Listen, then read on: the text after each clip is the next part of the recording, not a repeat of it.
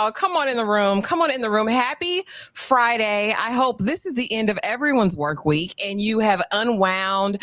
I hope that you have had time over this last 3-4 weeks to finally sit down and watch The Polygamist so that you can be an active participant in this conversation. But welcome. If you're new here, my name's Ashley. This is My Sweet Perspective, where I give my take on all the things TV and movie related. You know I'm here to put you on. Joined by the lovely Tyra over there at Struggle Reviews TV.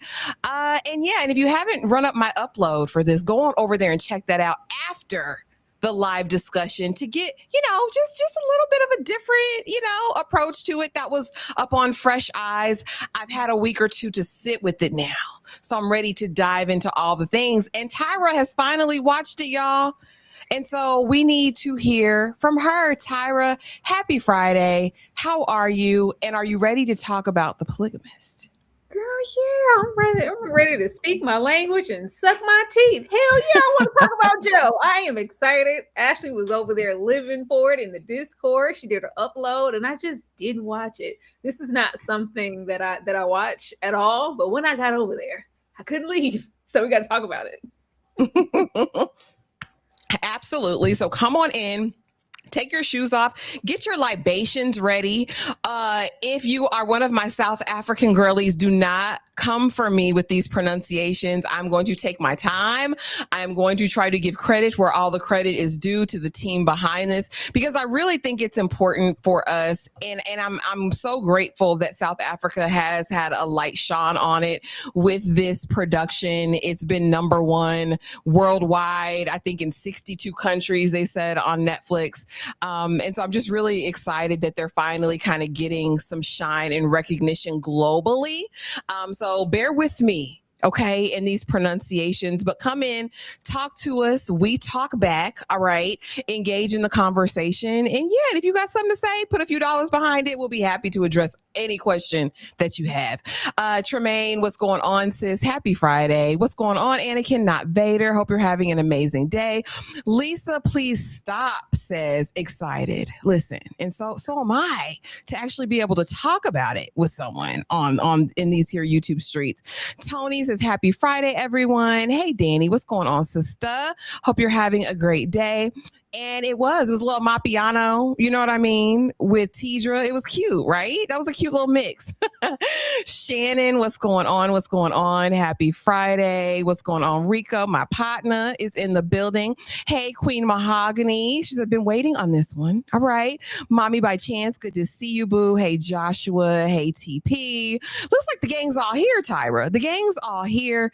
Andrew says, listen, and the daddy wasn't ish. We're going to get into Jonasi. All right. We're going to get into all the things.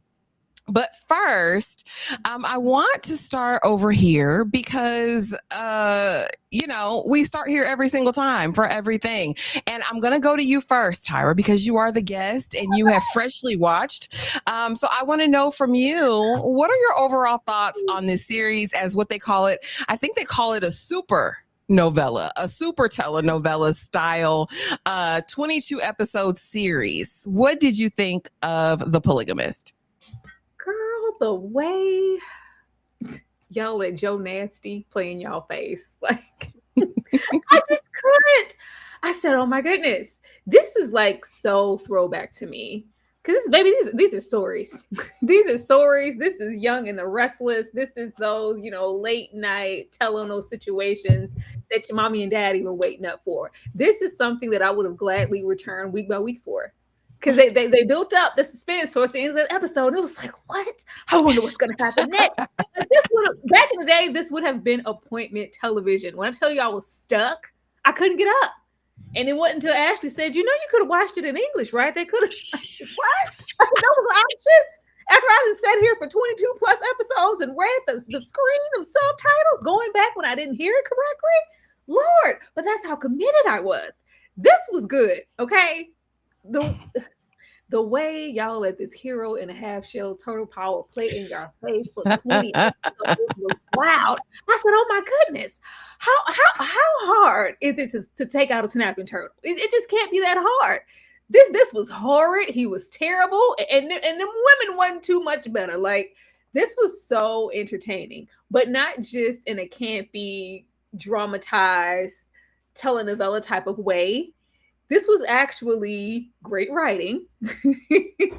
Not only was it entertaining in that aspect, but the acting was on point. When I tell you these people showed up, I was invested in every single person here. Not a moment or episode was wasted. I was sad and I'm waiting on part 2.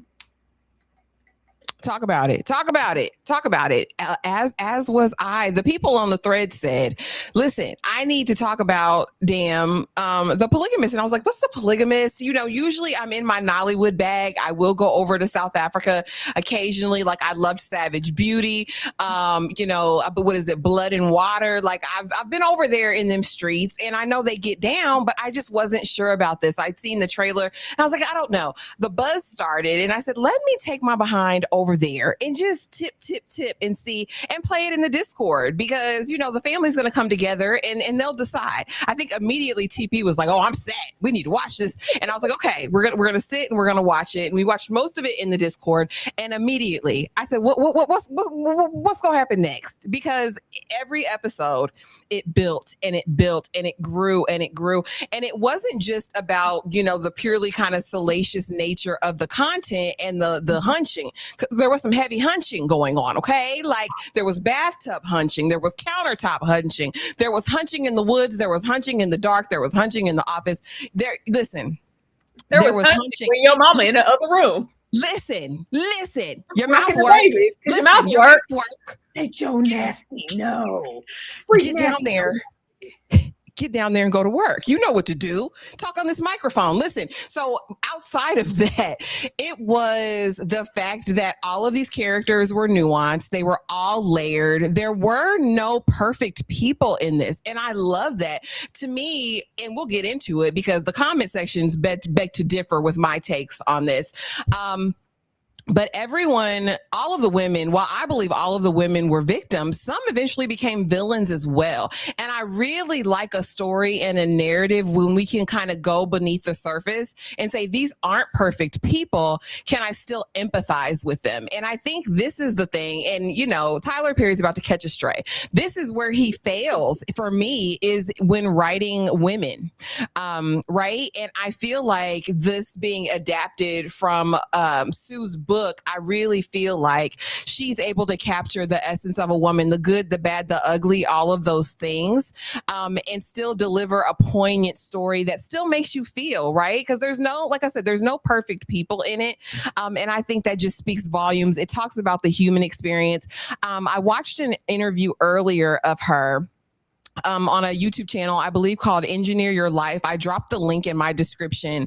And it's like a 48-minute interview that she did. And she says, this isn't a South African story. This is really a global story. And in my upload, I said the same thing. Like, if you have not met, encountered, or heard about a Jonasi in your life, I fear you're living under a rock. This type of thing and carrying on happens. It was so relatable, unfortunately. But again, I think it was a powerful story. And Sue say that she always planned on a part 2. So for y'all saying she hasn't written it yet, whatever, in that interview, in that 48-minute interview, our sister said, listen, I always planned on doing a part 2. So just putting that out there for the people. But I loved it. I thought this was great in the space of a telenovela style story. I think they did everything you wanted it to do, right? Which makes me want to see the other episode. Like, I want to keep going. I think everyone I've talked to says they binged this in less than 2 days. Yeah. Shannon. Shannon, thank you so much for the $4.99 super chat. I've been trying to put my friends onto South African Films TV for a while, and the Polygamists finally got their attention. Listen, just late, Shannon. You know, some people just don't listen until after the fact. I watched the movies. Like, I just never ventured into the shows, you know, maybe reality or over there, but just like, I was like, oh, baby, after I watched this, I went down the rabbit hole. I said, what else y'all got? I want some more of them. How many, give me all of them. How many y'all got? Listen, give it all to us. But I do want to start over here with the creation story and also give you a reading list. If you are a book reader and you need something else to read and you love Sue's way of approaching a story, while this The Polygamist was her debut novel. I believe it came out in 2012, right? And originally, Sue was not able to get this picked up for traditional publishing at all. Like nobody was buying it. Nobody wanted to pick it up and distribute her book. And so she went the route of self-publishing. And she said on the journey, she kind of learned some things, but it never, really took off the way that she wanted it to. She says at the time, the book 50 Shades of Grey came out like just that same year. And she saw how that skyrocketed and was on all of the bestsellers list and whatever. And she said, maybe I shouldn't have quit my job in corporate. Like maybe I should really rethink this. So the fact that all these years later, it's finally gained traction. She says normally her book sales for The Polygamist she'd sell maybe 1,000 copies a year of this book. She said after this show came out, she sold 1,000 books in June alone. So it's like kind of bringing a resurgence to her dream. And it was so encouraging to me because you feel like, especially if you create in any capacity, in any space, that you can be so unseen and so unheard for so long. And so I think to have the tenacity to hold on and to see a moment come full circle. She said she wrote this. It was during the World Cup and South Africa was in the World Cup. And now we're kind of coming full circle all these years later. It's the World Cup. And now she's on Netflix. She talks about how this was optioned a couple times before. People had bought the options for this book a couple times before and nothing ever happened. So she said when this time came, she's like, yeah, if it happens, cool. If it doesn't, it doesn't.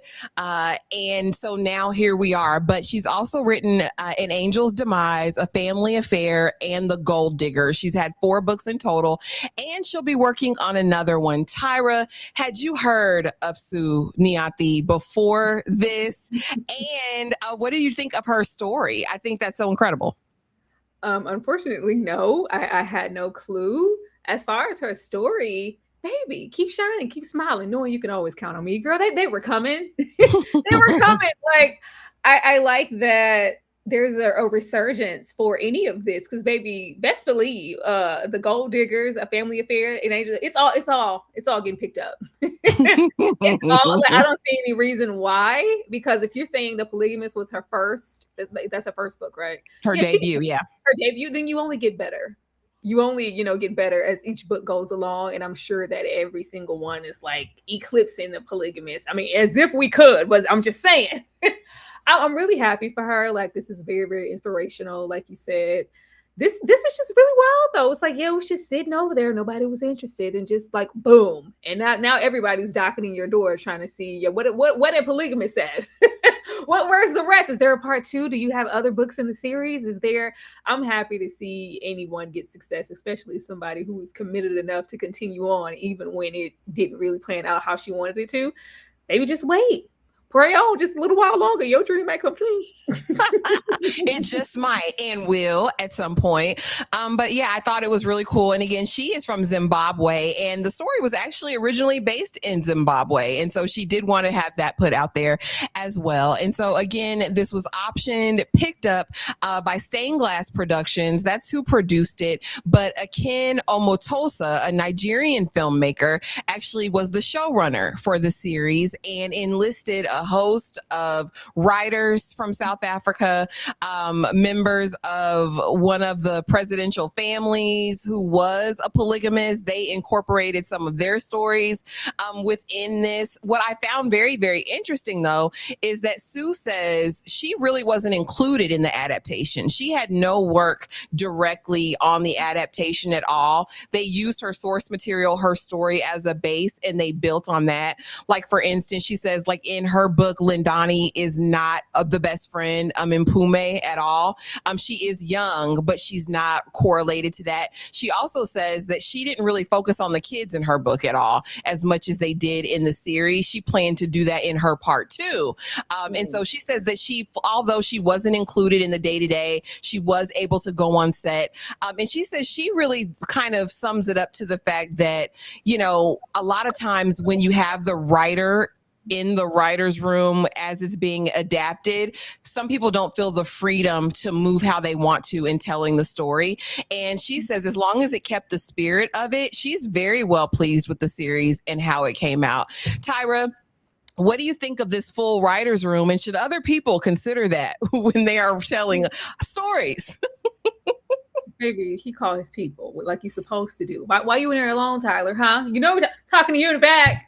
Anybody else who feels like it's a crime to have an in-depth writer's room, or take your time to really finesse and cultivate a story, because a lot of the times if there is a source material and we decide to stick to it, you can tell that if he enhanced it this much to know that, you know what, we probably want to expose a little bit more light on the kids or have some little weight light there. It really constructs a different narrative around Jonasi, if he's just not, because if I'm thinking that without so much of that, it's just constant, you know, you running around being a polygamist. Mm-hmm. So that really enhances the downfall for us in the story. I think any changes that were made were executed very well, and it only heightened what was already, you know, a great story. But yeah, it helps, you know, if you have time and you consult and you share in the writer's room and don't want it to be all you everywhere all the time. Like, you know, it does something. It does. It helps every single time. Many hands make a heavy load light. Listen, come on through here with all of your experience and all of your knowledge of the culture, of the practice of all of those things. But yeah, let's get into it. And it's going to be a little bit different. I will get into the story. We'll kind of recap that briefly, but I really want to talk about the characters. I really want to talk about the women. I really want to talk about the archetype of, you know, I want my cake and eat it too type of man. I really want to get into, is this deception or is this truly what polygamy is, as it is a practice and tradition in Africa, across the diaspora, really, and quiet as it's kept, it's a practice in America. People just don't talk about it that much amongst Blacks. So as far as the story is concerned, we start at the beginning, or excuse me, we start at the very end. Jonasi is in the tomb and Joyce rolls up and says, you know, basically, F you, mother effer. You could have had it the right way and you chose to have it your way, you know, and I hope you burn in hell, you know, basically is how it starts. And then we kind of work our way backwards and we meet Joyce, who is the quintessential, you know, first wife, I think, that trophy wife, the one that kind of helps you build, but also is good for your public persona. She is the social media influencer darling who has constructed her world about the idea of this perfect marriage, right? And Jonasi is self-made, and y'all didn't like when I said self-made in the video, but that's what the log line says. And they didn't like that because they said it was Joyce who helped and it was her daddy's money and all. Listen, they still consider him a bootstrapper. He came from the streets, all right? He came from the district or whatever they call it over there. He came from the hood, the ghetto, the projects, all right? And he worked his way up. He went to school. He did all the things. And so now he's got all of the resources, all of the money, and he feels like he can do whatever he wants to do. Very quickly, we discover that he battles with infidelity. She's trying to maintain this family structure at home of perfection. The children are noticing this is not his first situation where he steps out. Enter Matipa, who has thrown her coochie at his feet in the office, starting out with his brother Magesh and working her way to him because he's the big money. And I just want to be kept. I want to be your wife. I want you to leave your family, your children, your first wife, and come and be with me. They get entangled, honey. Ends up getting her pregnant. Joyce relents and says, listen, since you're going to be out here and be a hoe anyway, let's just go ahead and make it official. Polygamy, we practice it here. Let her be the second wife and we can quash all this. I can still keep my brand deals and we can do, thank you, the township. We can do everything that we need to do. So quickly after that, things still go awry because we discover that Jonasi already has a second wife. Sister Essie, who has been masquerading as his sister-in-law, perpetrating a fraud with his brother Magesh for 20 years, pretending that her daughter is Magesh's daughter and that, this is the auntie and the uncle. Joycey is my sister. When I tell you Essie is giving her advice, that man don't come home to be nagged, girl. Just smile in his face and give him some coochie and he'll be all right, okay? So we discovered that at this point, he's got 3 wives, but for the man who wants his cake and to eat it too, that's not enough. Enter very young Lindani, Mpume, his daughter's best friend, who is basically groomed, who's been running around their house since she is 8 years old. She is his next victim, if you will. And he lures her with foie gras and Wagyu burgers and all of the things. And next thing we know, she pregnant too. Okay. So we get over there. So now we got Joycey, we got Essie, we got Matipa, and we have Lindani. But that's not all. But wait, there's more, because at one point, Jonasi loses his mind. His empire is crumbling. He decides that he's going to beat the brakes off Matipa and come home and beat Joycey in the same night. Joyce said, I had enough. She went to jail for almost burning the house down earlier in the season. And she met a woman who had the package.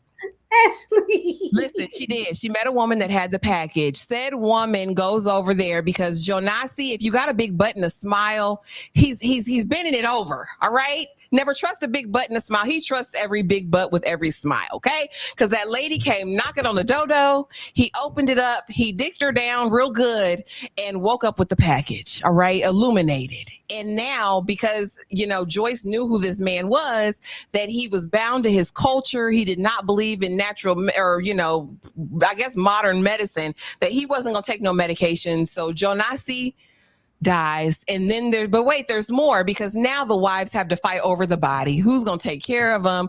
Who's going to bury him? Who's going to do all of those things? And the children, in the process, lose their marbles. And Mpume, the favorite daughter, she goes off because I can't deal with you fools anymore. Sarah, the daughter that he never claimed, tries to kiss her uncle in the mouth, but eventually is trying to pull herself together. At the funeral, they acknowledge her as a daughter, so she feels great. But the son, Minzy, who starts out as a very sweet boy, by the end is cussing hoes out at the strip club, hoes with big booties at the strip club. He's cussing them out, all right? And by the end of it, he's sleeping with Lindani, the young girl that he always had a crush on, that he found her bobbing and weaving on his daddy's D. And since that moment, he's been forever changed. Now, does he have the package? We don't know. It ends, again, far worse than it begins, with Joyce inadvertently creating her husband again and her son, in my opinion. So in a nutshell, that's the story. That's what it is. Again, I told you it's going to be quick. We needed just to get it out there. Tyra, any thoughts on the narrative, on the yarn, any things that stood out to you before we get into these characters? No, this is not, child. If you ain't watched it, go watch it. This is not a show that you can condense into a 5-minute. I did my best. Best. And they had went on down to the house. This just is not one of those. It was so layered and so much happening every single episode. It's like you had to be there. I kept having somebody come in. What you watching? What you do? What is it? Can you explain? It's like, no, I'm not explaining nothing. Just go sit down and watch it. You just can't. Ashley wrapped it on up in a nice little bow for y'all. I'm not even going to try that. Kudos to you, Ashley. Absolutely not. Watch the show. Tyra said, just go on and watch it, right? It's a crazy story. Like I said, 22 episodes. Ain't no way we could sit up here and recap bar for bar. That's what they were saying in my upload. You forgot. Girl, how the hell am I going to cover all of y'all want an 18-hour video? I don't. Anyway, easing on down this road, because what I want to talk about and what there has been a lot of contention around in the comment section was the fact that I called all of these women victims. Right.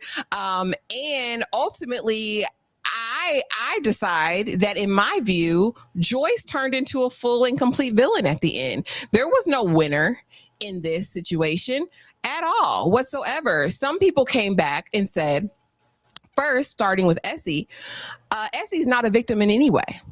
Essie was culpable, just as culpable as he was. She covered up. She lied.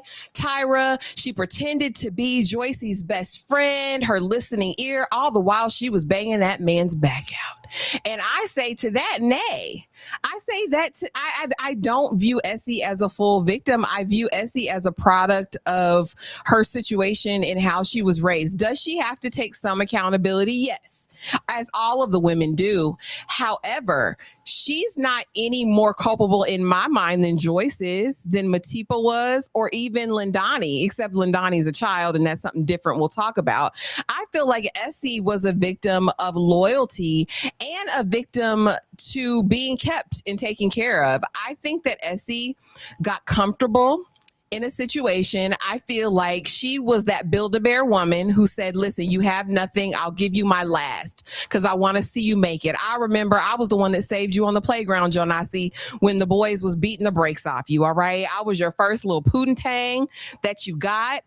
We shared all of these moments together. You made me promises and you kept those promises, right? So this wasn't, to me, their relationship wasn't just about sex. I honestly felt like of all of the women, even though he treated her terribly, this was the closest thing he had, I think, that represented home. And if you look at every scene you see Essie is, even her stature, the way that she carries herself was very warm, was very motherly, was very like, this is the relationship that he saw as home. Now, she wasn't good enough to be brought in public, but she was good enough for this traditional ceremony. She was good enough for that little lobola. He got her. It was cute enough for that red BMW and that well-kept house in the township. Listen, in Soweto, it was what it was. And again, I don't hate Essie. I don't hate any of these women, and I can really empathize with her because, like I said in my uploading, y'all disagreed with that. For all intents and purposes, Essie was his first. She was his first everything. He didn't acknowledge her publicly or put a ring on it first with her, but she was his bottom B, Tyra. Now, talk to me about Essie, and do you believe that she was a victim of loyalty, or do you not believe she was a victim of anything? Girl, poor Essie. First of all, none of them are any better than the other as far as these wives are concerned. They all have burdens and crosses to bear. Because my main thing with all of them was Jonasi, but you already say who you are when you don't prioritize and protect your children. And I do understand, the culture and where this is and where they're coming from. But if you're going to say that about her, then what does that say about Joyce over there? Like, who was protecting who was prioritizing what was really important, which was their children? Decisions that you made, fine, but baby, my poor thick madam, this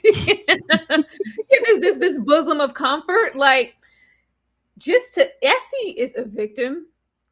To be in this sunken state of mind, to subject yourself to accept this for this many years.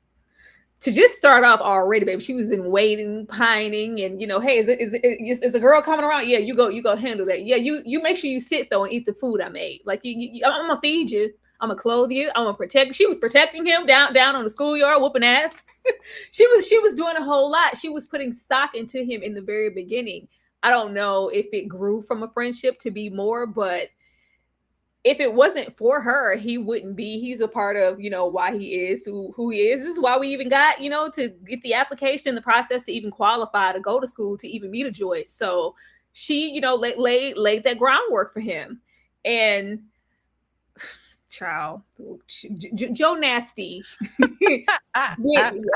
for all of his, poor quirks and excuses, if he tells you and promises you something financially, often he delivers, on consignment that you're giving me what I want, of course. But yeah, I did promise you X, Y, and Z. And, I might not call you every day. I might have got married, while I was away, but I'm still going to prioritize you because you helped build me to be who I am as well.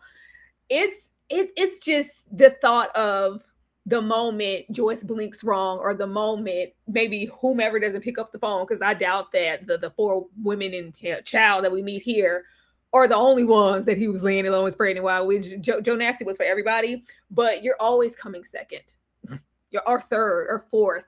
But it's one thing to do that, but to be in hiding and have to hide yourself and your children and your relationship is so disheartening. And she was so comfortable. She was so comfortable and just happy to be thrown a bone, but at the same time, she wasn't, because let us roll up to the Jonasi estates, baby. We drinking like a fish, because I can barely take it. I can barely hold it in. But just as long as eventually he'll come to see me, just to know that you're over there and you're raising kids, and you're dropping off money. You're pretending to be my uncle, brother, husband, but he hasn't seen her, hasn't come here. Like, he hasn't spent time with them in a year. Like, girl, what?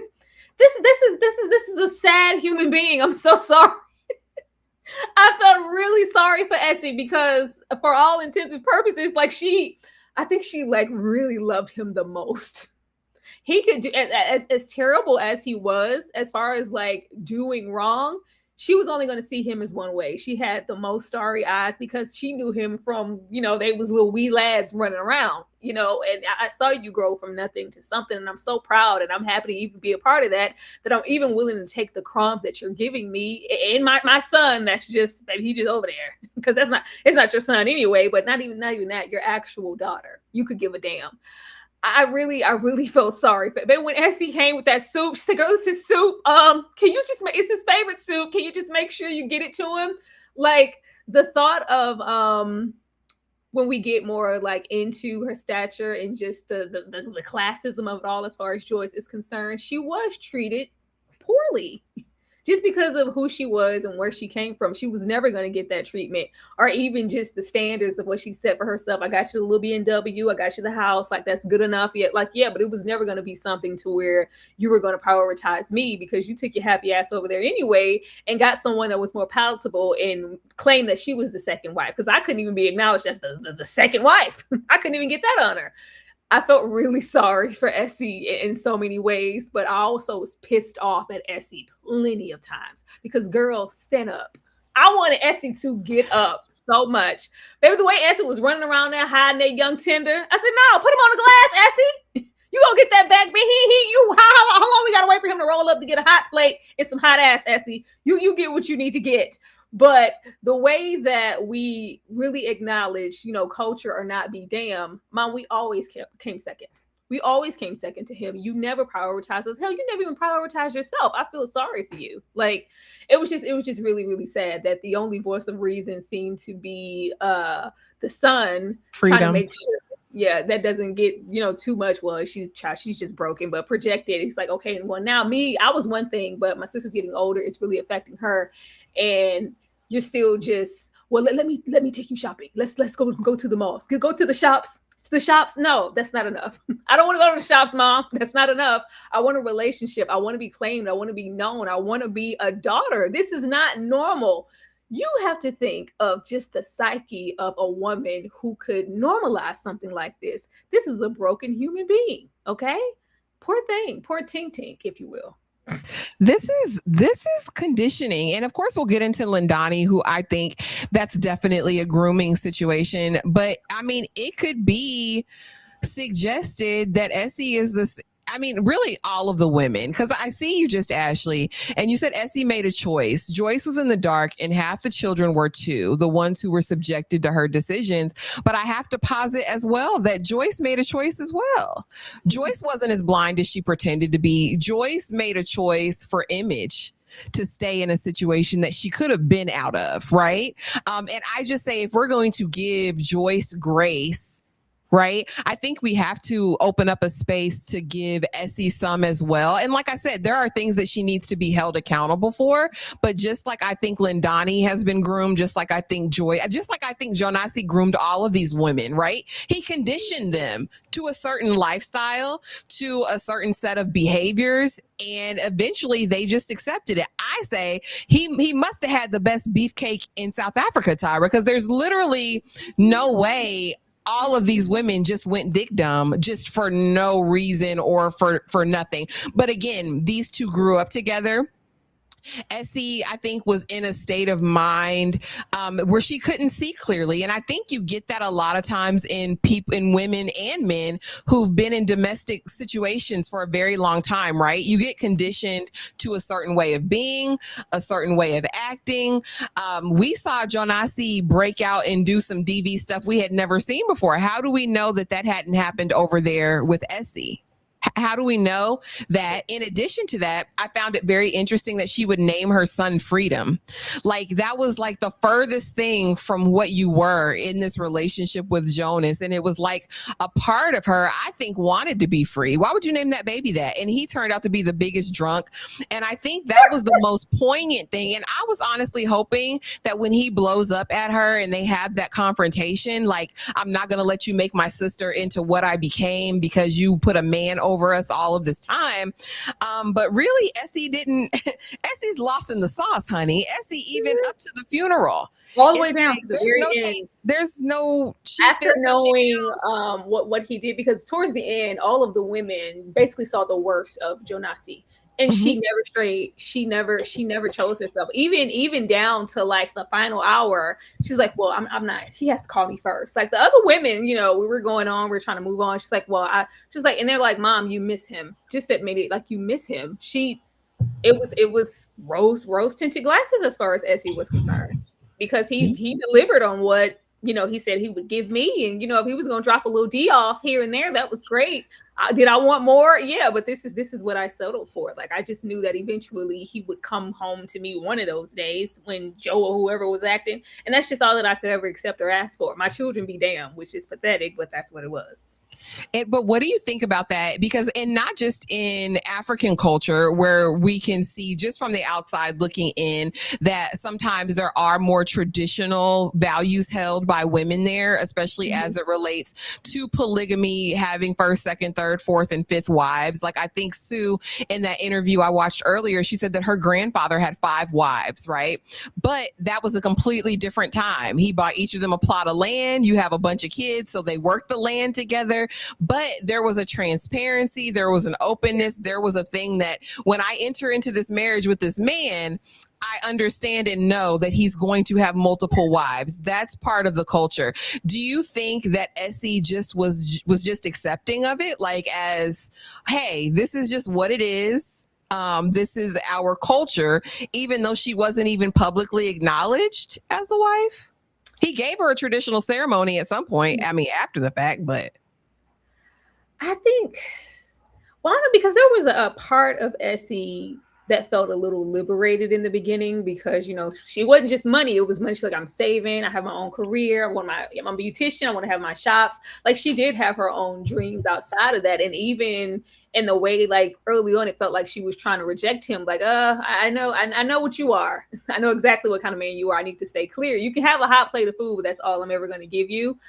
I really wanted to go back and kind of study, like, what was this a plot set up by side all this time? Like, what like, was your father ever really gonna, give you some money, or were you here sniffing around trying to grease Essie's wheels because you knew that eventually you might need her? Like, baby, the way Jonasi is, baby, this is a swindler. This is a finesser. Okay, this is a finesser. So I think a part of it was culturally, because she was so proud to, even when it's like, I saw you, in the paper, you got married, you ignored my calls. Like, what about everything you said before? But the moment he, once again, getting into like class and playing on property, like you're rolling up with my dreams and what? I think he was obligated to Essie, like, man, please. She said, get off of him. Save him. No, it was very much also her circumstances and her not, coming from a bunch of means. If somebody puts a nice shiny car and a new house in your face, especially in this culture, you're gonna turn it down because of my politics. Like, I feel like he took advantage of a lot of those things. Like, what are you gonna do? Say no? That's why he was sure to, every single time he rolled up, it wasn't just Jonasi rolling up with all of his D We were rolling out with money, Mhm. financial security, which is something that a lot of these women just didn't have, especially back if you're getting into Essie. Now, Joyce is a whole different situation, Yeah. but I felt like we played on those things. So I think it was a mix of cultural expectations and what you should accept, because we'll look at this on the outside and then you'll see someone within the culture. And it's like, well, what do you mean? Like, was she supposed to say no? Like, it would be blasphemy for her to say no or Yeah. turn it down because you're coming second or whatever to whomever. He's about to set you up. He's a good man. He works. Yeah. Yeah. You know, so I think it was a little bit of both, but I do feel like he had her on the back end because I'm going to need her. Yeah, for sure. I think the only other thing I kind of wanted to talk about while we have Essie up here is her relationship with Sarah, because her relationship with her children and her fault to them is where I take umbrage with Essie. That's where we can get into some of her villainy, in my opinion. Joyce and all of them kind of be damned. But when it comes to her children, especially Sarah, Tyra, do you think that she is perpetuating herself in Sarah, like creating a mini her? Because the way we see Sarah become unhinged from jealousy for non-acknowledgement to almost living in a delusion, like, yeah, I'm going to have my coming out and dad's going to be there, my biological father, and he's going to do whatever, to the next thing we know, Sarah's on her knees, bobbing and weaving, because in Pume, she's the favorite daughter and she's acknowledged, but I'm his daughter too, right? So how do I get to this place? I think we saw Sarah wrestle with being hidden, but not only that, but what is this example I've learned from? Because at one point we see her trying to kiss her uncle in the mouth. Like, you're trying to kiss the man who really raised you. You're supposed to be daddy. At one point you're trying to kiss him in the mouth. And thankfully Magesh was like, girl, if you don't go home, take your ass home to your mama and let's figure this out. But we even see an altercation at one point between Sarah and Essie, where she pushes Essie down the stairs, and I think she breaks her hip or leg or something. It looked very. You put your hand on your mama. It looked very. And I'm saying, could Essie take a dip or tip or two? Absolutely. But this is where I take issue, because I really think she could be perpetuating herself and her daughter. Absolutely. The moment she tried to kiss that uncle in the mouth, it was already present then. But a lot of the relationships here are based in transactional things. So it's like, well, you've been here in the capacity of my dad, but you're not really my biological dad. And as far as who supports me, who buys me nice things, who's here when I need them, it's you. You really could make a great husband. And it's like, well, you shouldn't see me as that anyway. I've been here, but like, look at the examples. Yeah. Look at your father. But when she said, oh my God, like, happy birthday, Dad, let me get a look. Say, put it away. Put you don't post a damn thing. You don't get to post anything. I will never acknowledge you. And then it's you have mama constantly validating every ground, everything that Jonasi, like, it's just, oh, well, he's trying, or, well, didn't he get you these? Or, well, it's like, well, how long did you think financial means was going to suffice for her? How long did you guys think that you could really keep her in the shadows and be a secret? And then when she starts to act out and she's leading with her sexuality, I mean, that's what you do, baby. The way that hair was going to be cut, I got a hot meal. I'm about to switch up this wig. Say you want a new woman? Bam, wig. You want something like her ass? Yes, I'm serving it up. You gonna get a home cooked meal. You gonna get these back shots. I might rub your back. Oh yes, I'm gonna. It's like, well, yeah, I'm gonna try to do the same thing. So maybe I can have that same relationship with another man. But it's also like, oh well, I'm also looking at how vindictive and spiteful you can be, or I'm sure on a cold dark day, baby, the way they would sit up in there and talk about that family and Joyce and Jonasi and the sister, and yeah, they're just da da da da. Mm-hmm. And we build up this animosity and this hatred. Meanwhile, I'm supposed to go over there and play nice and play cousin, or like what? And then it's like, well, if that's what we're doing to be that vindictive, you get on your knees with Joyce's husband all the time. If I want to be vindictive and be spiteful and get back at my so-called sister, say, come on in here. Come on up in here. And, just really, like, it was just so sad. It was so sad to see her lead with that, or be blamed because she wants and deserves more as a daughter. And you should want more as a mother, but you just don't. And then it's like, oh, baby, the way they was sucking them teeth, ugh, like, oh, she just pissed me off. She pissed me off. I'm so disappointed. What am I going to do with her? Oh, these kids are just killing me slowly. Like, not once for the film did Essie really acknowledge the role that she played to get her daughter here. She just kept excusing it. You should be grateful, because I'm sure she's been brought up to just be grateful. And it's like, well, no, this is, I love the clash, like generationally. I'm not, this isn't enough, but she didn't really acknowledge the role that she was playing. It's like, Joe, get here. She needs you. We need you now for real. Like, it's serious now. It's been serious. Y'all just waited until she was 20. Like, what is going on here? But it was, I was glad that it felt like before, the series end, that the daughter came around a little bit more into herself and realized that I don't have to choose this path just because you did. And even if I don't get my dad's validation and he claims me, I'm still a whole person, because baby mama and them wasn't going to give her nothing. I really hope so. And we'll talk about the kids later, but child, I really, really hope so. Sarah, that's a heartbreaking case. But what I want to ask from you before we leave Essie fully, do you think that she thought that if she stayed good and compliant and loyal, that she would be rewarded? Like, I have to think she thought, outside of just being kept in the way that she had become accustomed, she had to think, like, in the long run, like, this will pay off. Because outside of that, Tyra, what would be her motivation? Because if I can be honest with you, I've met Essie's in real life, and I think that's why I can have a space for her. I've known women who have stayed with men who have had whole other wives and families in other states, and just got him on the weekend and lived like that for 20 years. Like, that's what they call, when the people say they've been married 50 years, but he had 2-3 different families and all of that. Like, there are real life women who have lived this life. Like, yeah, he keeps me in my little apartment. He pays these little bills. He comes through, once or twice a month, maybe once every couple months, lays it down. Maybe we had a couple of kids together, but one day, if the mess up at home, he has a place to come and lay his head, and I'm going to get my happily ever after? Or do you think she just knew that this was going to be the rest of her life and she was content with that? I blame Joe Freak Nasty for all of this. The moment he broke out that little raggedy, tasteless ring, it's like, what, you want to be your second wife? It's like, yeah, you're gonna be my second, but don't worry about it. I'm gonna explain everything to Joyce. Like, everything's gonna be cool. Like, this is just the status quo for right now. But eventually, if you live this life for so long, you become complacent, and it's just every day, even to just a certain point. And you, like, who's delusional enough to believe 20 years down the line, just hold on, I'm still working out things with Joy. Eventually, I'm gonna tell her the truth, and I'm gonna claim you, and everybody's gonna know all around that you're my second wife.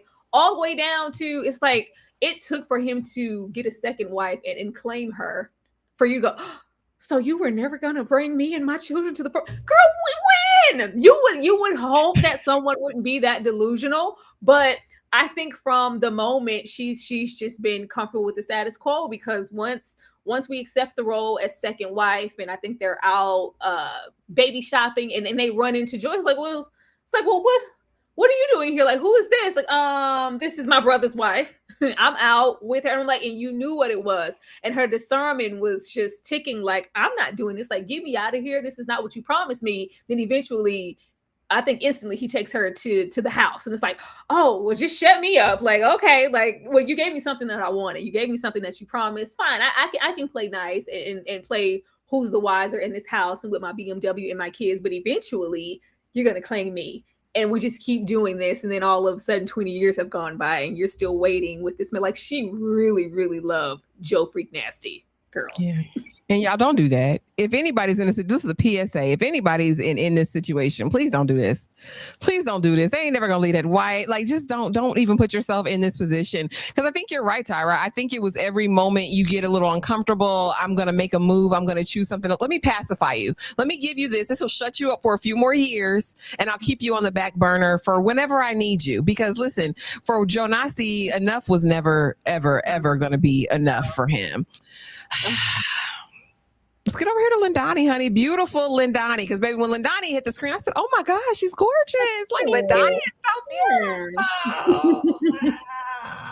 Oh, also, and shout out to the actress who plays Essie, because apparently she is like a huge comedian in South Africa, and I want to acknowledge her name is Celeste Ntuli. Okay, and Lindani's given name in real life, the actress's name is Luyanda Zwane. So I just wanted to kind of give Essie a shout out because, honey, they say she's the life of the party, honey. She is known. All of these actors and actresses, for the most part, are renowned and quite prolific in their country. So now let's get over here to Lindani, honey, because this one traumatized me, Tyra, because I said there's no way. I said Jonasi got Essie, he got Matipa, bad as she wanna be, and he's got Joyce. There's no way we're going over here. Also, because Minzy, the son, was in love with Lindani from afar. Like, listen, little Minzy was such a simp, honey.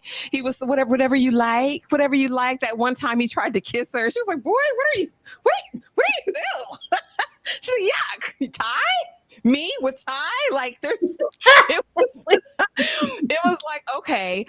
But eventually we get this backstory. You know, I'm dealing with an older man. Well, who's this older man? Because, you know, I'm your best friend. Jonasi's daughter is Lindani's best friend. Lindani has been at their home since the age of 8 years old. So much so, Joyce considers Lindani a daughter. At one point, she says, listen, you're my daughter. Like, your mom can't get here. I'm your mother today. We're at the hospital. I'm here for you. I've raised you. Like, you are a part of the family. She's there. I think we realized and understood throughout that Lindani came from a different type of household. Like, she liked, I think, being around the money. I think she liked what Mpume had. You could kind of see that in the friendship. It was like, let's have a party. No one's here at your house. Like, let's hang out. She was kind of the fun time girl. You got all of those things.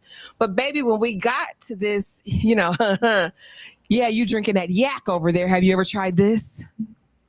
Have you ever tried this EOS, you know, pink champagne lotion? Yeah, this that good stock. Come on in here. Have a sip with me. Come sit with me. Oh, you've never had foie gras. You ever been to the mountains? Oh, you know I got a house out there, girl. What you need? And so we slowly kind of see the evolution of how he kind of corralled her, and it was with his status, it was with his influence, it was with his money, it's with things that she never had. Now, what I will say is Lindani had a lot of information that even Joyce didn't have, because her family bar, I believe, had to be in Soweto, because when Essie and Jonasi go out and they're getting their freak dance on, she's there serving, right? So it's like, you know who Jonasi is. You have an idea of who this man is as well. But again, she's a child. When I see you in secondary school uniform, makes me feel like you're a child, okay? And so we see him slowly make his move. He's rubbing on her booty cheeks. He's doing all of those things. I said, there's no way. Oh, God. There's no way, until finally he says, listen, I'm going to take you on this vacation, but you're not going to be a little girl there, right? You know what time it is. We're not going to do this cat and mouse. If I take you out here to the estate on the beach, that means I'm clapping them cheeks or getting cracked tonight. And she says, I understand. And the dynamic that we see is so hard to watch, because it is very much grooming. And there's also what appears to be an uncomfortability in Lindani for the most part. Until we get to a certain point, there's really this like timid, this shy, this whatever. But baby, you don't have nice things. Here, take my card. You ain't never had nothing. You want a 7-course meal, you know, at the finest restaurant. She goes back to her little village boyfriend, and he like, girl, no, I'm trying to live. I'm trying to eat today. No, I'm not thinking about a 7-course meal. I'm thinking about what are you asking me this for, right? And so we get into this affair drawn out. He's buying her crotchless draws and butt plugs and all manner of things that she's showing to Mpume. Girl, because you're a little girl, unless you know what this is. This is grown woman status. Next thing we know, she's pregnant. She's losing the baby, and now she's entitled. And of course, we have a confrontation, and I'll get into that after this. But Tyra, talk to me about Lindani. What did you think of her character, and how we ultimately get to, you know, where it ends when she and Jonas, did she ever stand a chance in his orbit, in his house? Absolutely not. Like, I already knew. I kept waiting for them to go back to it, because they allude pretty early, like once it's the party and he's like watching her body. I said, oh no. I said, no. Don't you have enough? I said, no. So when we eventually make our way back around to it, I wasn't, so much surprised. It was his approach and how inclined he was. I said, okay, this is a man with a problem. This is a predator. This is a predator. Because I think typically when you see Essie and then you see Joyce and Matipa, and it seems like a man getting to a certain point who's wealthy, who for the same reason why I feel like you would try to excommunicado yourself from your first wife, Joyce, and that whole urge of like, well, I helped you, I built you to be who you are. Like, you don't want anyone who can reclaim, or even an Essie who's a reminder of who you were in the past, and you're elevating beyond that. You want someone to just revere who the man you are currently, that you build yourself up to be. And we go and seek out a Matipa, and we're seeking out youth. Joyce and Essie are women of a certain age, and he's trying to reclaiming my time. I'm trying to reclaim something, so I'm going to go over here. And then it just completely begins to kind of decline as far as his expectations and what he wants a new woman or wife or a prospect or whatever to be. Then it's like, well, I want someone new. I want someone younger. I want someone, attractive. Then I want someone a bit naive. I want someone who's not going to ask a whole lot of questions. I want someone who's just impressed by, just the meager things that I could offer, who doesn't demand much. Because eventually these wives, you're stacking them up. You're going to have to accommodate them all. And eventually it's just not going to be enough. But if you go and get, an 18-year-old, like, it's just like, oh, okay, this is perfect. No, mind you, she's been here and been around you since she was 8, regardless of the age. Like, she's been here. And then that just begs the question of at what point we saw at what point he noticed her, but I think it's left open to interpretation to decide, like, well, when was it? Have you been waiting? Were you like, what have you been doing exactly? Because you could have went out and you could have gotten anybody. You could have gotten 18, 19 or not. You could have went to anyone. You went to her. It suggests that you've been waiting. And that's sick. And that lends more into Jonasi's psyche, because eventually it's not just about you being a polygamist. You're a sex addict and you're predatory. You're a sick man. You need help. I was really hoping to delve more into Jonasi's childhood and his background and his relationship with his father. We didn't really explore a whole lot. But I say, yeah, something wrong with Jonasi. Something's wrong. So then when you get here with her, once again, playing on that property the same way we went over there with Essie. Girl, you ain't never had nothing. You ain't never been nowhere. And this is also, grooming what she's prioritizing in her relationships. Like, I don't have no little boy, regardless of who it is, my current boyfriend, ex, whomever. I don't want any of this. You could never provide for me with a man. Like, I want a way out. I want to get away. Don't you just ever think about, girl, no, we don't come from that. You go over there to them people's little house, living your best life, coming back here with all these dreams that just aren't going to happen. It's like, well, don't I deserve these things? Meanwhile, it's been Jonasi in her ear grooming and telling her, I can do this. We can go here. We can do that. But once we get into the conversation of, well, you know what it means, right? I'm not here to play no games. Like, I was like, ew. I was like, oh, girl, lock him up, put his ass away, lock him up. And it's the underwear, because if you get someone in the way that we could have Matipa over there on the knees on a dime, it's like, well, it's only so far that I can push maybe an Essie or a Joyce and what they're willing to do and when and how they're willing to do it sexually. But with someone so young that I'm grooming, I can live out all my little sick fantasies, and I can break out the stops and the butt plugs and the whips and the chains and do this and be just as sick and depraved as I want to be. Like, but even though, like, this is just absolutely disgusting and it's grooming, predatory, it's sick. I like that it's also the new coming of a different kind of woman, a different kind of woman, young lady who's not going to just accept or be the Essie and be more so traditional. Yeah, I'm only here to a certain extent. And if and when you aren't providing those things, I'm not going to prioritize you. Like, I'm not going to be at your beck and call. Baby, the way she read him them rights, by the time you need somebody in your corner? What? Don't call my name. I'm not doing that. I come from a different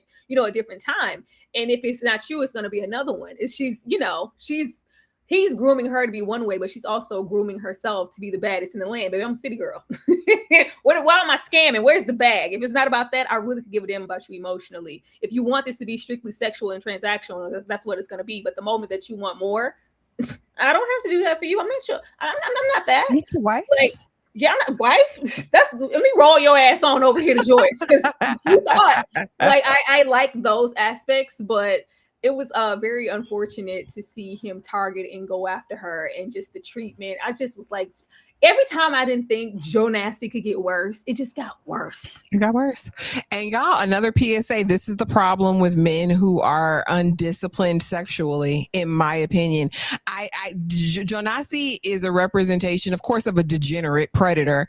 However, you'll find it a lot of men that are sexually insatiable. And I think nothing becomes taboo, or the more taboo something is, the more that they crave or want that. And I totally agree with you. I wouldn't run it past him that he'd been looking at that little girl since she was very little, because you had your eye on her, Jonasi, and enough is never enough for you. You got the baddest stable of broads you could possibly have, or you could get them, right? With the level of influence, status, money you seemingly have, there's no reason you would go in house for this young girl. I was thinking, was it also a situation of Jonasi? Because eventually there comes a moment where he's not only like combative with his son, like I think he had a problem with aging and just losing a little bit of agency, because, you know, everybody gets older, but you are at the aspect of kind of being in competition with your son, and I can get this secretly. I'm telling you these things in your face, and won't you go after that? Aren't you a man? Like, you need to do this. Isn't she? She's gorgeous, right?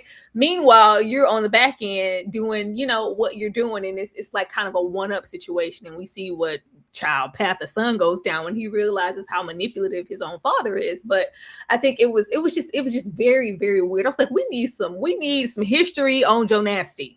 Yeah. I mean, outside of his father, you know, being an alcoholic, them being poor, them clearly coming from some level of abuse, because he talked about Magesh kind of always being his protector. Then when we met Essie, she was protecting him as well.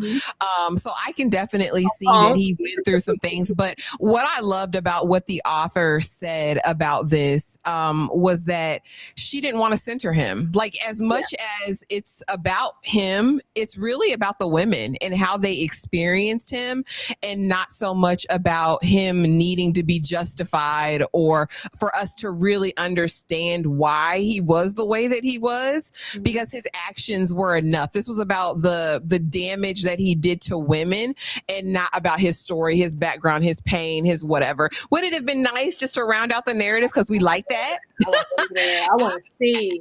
Absolutely, because with the way that he reacted, even when we're getting more into the control and the abusive side, as far as Joyce is concerned, this was foreign to her. Or even we didn't hear anything from Essie of that sort. So it's like, for you to just flip like that, a lot of it felt like, you know, learned behavior and this, and even the way he treated his own brother. It was just quite odd. I was like, who are you, man? Who hurt you? Yeah. And even in his relationships with men, and I don't have a slide for that, but I'm glad you pointed that out, because there was this need to be alpha in every connection or relationship. Like, every man that was in the room with him, it was like, I need to son you. I need to make you lower than I am in this moment. Even his son, because what did he tell his son? You know, what's our rule? What's our rule, Magesh? Take our girl. Mr. Steal your girl, apparently. But the fact that you would do that to your own son is crazy. But speaking of parenting in this, we have to look at Lindani's kind of upbringing. We have to think about, you know, the conversation at one point with her mom, like, Mom, you taught me to be this way. You showed me how to find church, to pick out the rich men. You told me what to wear in the restaurant to get the most tips, to do all of those things. So we have that side of grooming as well. But then also, and again, Lindani was a child, in my opinion, but also she did have the ability to say no. So I don't want to take the onus off of her. I do believe she was manipulated. I think she was plied. I think she was bribed. I think all of those things, but he did not force her. So I do want to set that right there. This is completely it's a morality issue. And like I said, he's a degenerate and a predator. But what I want to think about now or talk about is the confrontation that Joyce has with her after it all comes out. Because Joyce takes the full approach of, you a hoe on the street. At this point, I have nothing for you. When we just saw her be like, you're my daughter, you're my child. You know, you've been here since you were 8 years old, all of those things. And I thought it was so telling how quickly that shifted for Joyce. So no longer are you that child anymore to me. Now you're my competition. Now you're a woman on your street. And she had no room to identify the fact that if Jonasi could manipulate these grown-ass women, 40-plus-year-old women out here, why do they think it would be hard for him to manipulate a 17, 18-year-old girl? Tyra, talk to me about that. And what did you think about the confrontation and the switch? Because at one point, Joyce was going to beat the brakes off Lindani, is what it looked like to me. Like, you want to, because you know Joyce liked to fight. Because when she slapped Matipa in the back of the head at that beauty shop, I said, okay, you got that action. But talk to me about that. As if I didn't know where Joyce stood already. This put the stamp on it, because I was waiting. Matipa, or maybe even later on Essie. It's one thing, but this is a child. This is someone that you've seen as a child this entire time, and this is more about your weak-willed husband than anything. But Joyce is the stereotypical, I'm going to deal with the woman and not my husband because it's your fault. What did you do? What did you do? You're probably teasing me. You walking around here and you're little, like, she's very that fast tail self, real bad. And the moment, it was immediate, like, what are you doing? Like, she had maybe this much smoke for Jonasi, and then we grabbed a belt. I said, Joyce. Joyce. When she grabbed a belt and started beating her, like, now first I was trying not too hard not to identify, because if you're a child and I'm like your half of a half mother on a good day, because you spend just as much time in my house as your own, you might get this work for me too. not in defense of Jonasi or anything, but girl, ass whooping be damn. But just the way Joyce continued to center herself in her marriage. How could you? He's my husband. Like, girl, deal with your husband. It's just like so many other women. When you have your little philandering husband running around here throwing out D at everybody that wink at him, you want to deal with the woman and not your husband. Mm-hmm. Regardless of how disturbing and disgusting that this is, your husband owed you loyalty and to be faithful, to be true, to be all of these things that you guys promised at that altar. You would want, poor Lindani to owe you more, because I practically raised you. I'm but the way y'all in here at Jonasi's back and call, anytime he cries wrong and y'all fall for that sympathy act every single time, what did you think he was over here doing to her? What do you think all that he had to do? Even down to the point, and she knew, like, you just lost a baby and she miscarried, and the whole, like, you knew all of these things that transpired. You knew if she miscarried, it was Jonasy's. None of that mattered when it came to her and her marriage and her house and her husband. Did she have the right to be angry and all of that? But no, you protect her. You guide her. You should. The way Lindani was so delusional, the way she's like, well, he's my man. He loves me. He's gonna leave. Like, she made me something. Nothing registered about that moment. Lindani was standing there like, so you gonna leave her now or later? Because he told me he loved me and we gonna be together. She was far gone. She was out in the atmosphere, and all she just could see there was an enemy or yet another woman that she has to put. Like, it's not even that. When she did that, I was like, there's no hope for Joy. That's what I said. And I can kind of get it in the moment, but I was like, is there ever going to be a point where she's like, you're a child. I know what he did to you. Like, I know that this wasn't. And it was like, yeah, no, keep that same energy. It's what Cardi B say is forever. Like, that's what it was really giving with Joyce. And I was kind of disappointed in that, because I think there's room. I don't know. I think Lindani kind of got the Cousin Faith edit here. But maybe Cousin Faith had a little bit of remorse on the back end, and Lindani kind of fully grew into it, owned it, and like you said, started living in delusion. Because inheritance, where did you think you was going to get a coin? Like, you really thought Jonasi was providing for you? You were leaving that man in his feces over there. You was screwing the man in the bed right beside. Like, it was crazy. I It was love every crazy. moment of it because you thought this way you need an Essie. You want a warm bosom. You would die for that blonde bosom to come scoop your ass up off the floor, right? You would die for Joyce to come rub your back and your feet and be at your beck and call and, oh, honey, it's going to be okay. Lindani could give a damn. She said, the sooner you die, the better. The better. The better. The better. But I feel like I said, I feel for Lindani, because at the end of the day, she was a child and she wanted something different. He exposed her to a new life she hadn't seen or heard or ever thought was possible. And I guess she got comfortable in it. And the way it's looking, the way things ended, she might still be able to be a part of that life, Tyra. What do you think about, I mean, because Minzy walks in, she's giving daddy top. And now... and now it's up and it's stuck. But at the funeral, now Minzy's clapping her cheeks, and she's fully got the package. I'm sure the people said she's been seen taking the medication, so she's been infected as well. I guess she had no choice to, because Jonasi and her were still screwing after he got infected. She's maybe undetectable, taking her meds. What did you think of that? I think what was understood did not have to be explained. At the moment that Lindani pulled up and everybody had the gonorrhea, it's like, well, it wasn't me. Well, damn, who else are you sleeping with? It's like, well, we have, young Lindani here, and then we go over and just, she looks in the closet. We went over there with the package, okay? And I child, Mincy, you would think, I don't know. I was hoping, like, well, hopefully you're better than your dad and you at least strap up. I doubt he does. Like, there was not a condom in sight in this show. What protection? There was no condoms. Every 5 minutes, somebody had the gonorrhea. Pregnant.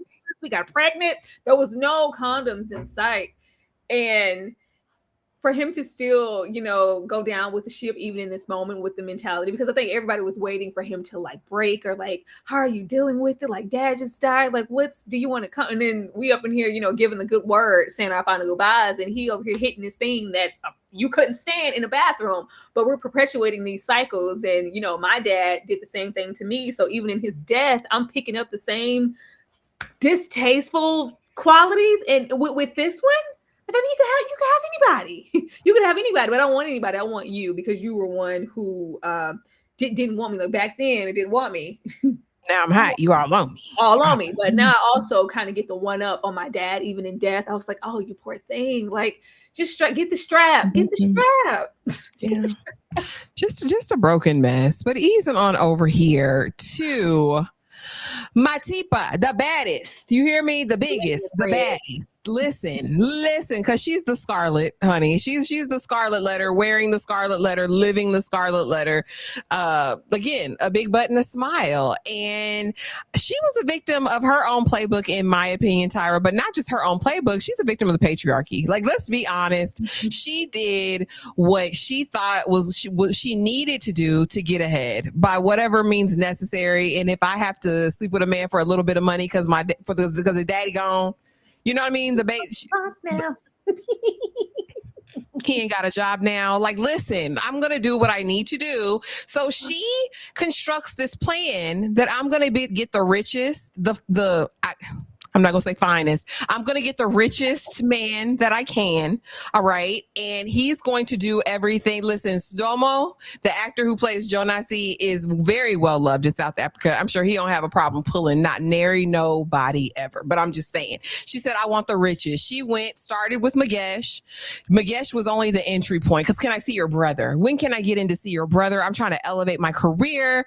And I'm really trying to be that wife. Is what I'm really trying to be. I'm auditioning and interviewing to be a wife. So she presses her way in. She bends that thing over. Jonasi can't help a big butt and a smile. That's all it takes. And she had both of those in spades. Immediately, their affair, hot and steamy, baby. You can take me on this desk. You can take me on this wall. You can take me wherever I need to be taken. Okay? So much so that you need to get rid of that old wife. He done moved in with Matipa at their second home. They're living their best life until Joyce burns it down and Joyce goes to jail. It's another story. Joyce burns it down. They have this anniversary, sent Joyce the divorce papers. So again, this is Joyce's opportunity to get out of this situation. You have the divorce papers, sign them. I don't need you for the 20, F the brand deal. You know what I mean? I'll figure it out on my own. But Joyce says, listen, I built this life. I've built this life. I've built these things. You're not going to stop messing with Matipa. She's plotted, planned, and schemed. We have come to fisticuffs and all of those things. So now, you know what? You're not going to act right. I need this brand deal. I built this. I'll just make her your second wife. It's part of the culture. We can do that. Jonasi said, I can. You good with that? Like, that's cool with you? Bet. Let's do it. But I can't act right. And this is my thing. This is never a cure. And if you are in the Discord with us, if you're a part of the collective, you know that every Friday night we watch This Is Poly. One of the women on this show has exactly the same mentality. Like, my man is a degenerate scumlord, right? He screws and slings ding-a-ling all over the universe with his penile implant. So if I open the relationship up and say we can be poly, that's going to cure the cheating problem. That's not a thing. Like, they don't like rules or boundaries of any kind. You open it up to a poly situation where everything's above board, they're still going to step out. That takes the thrill away, y'all. That takes the thrill away.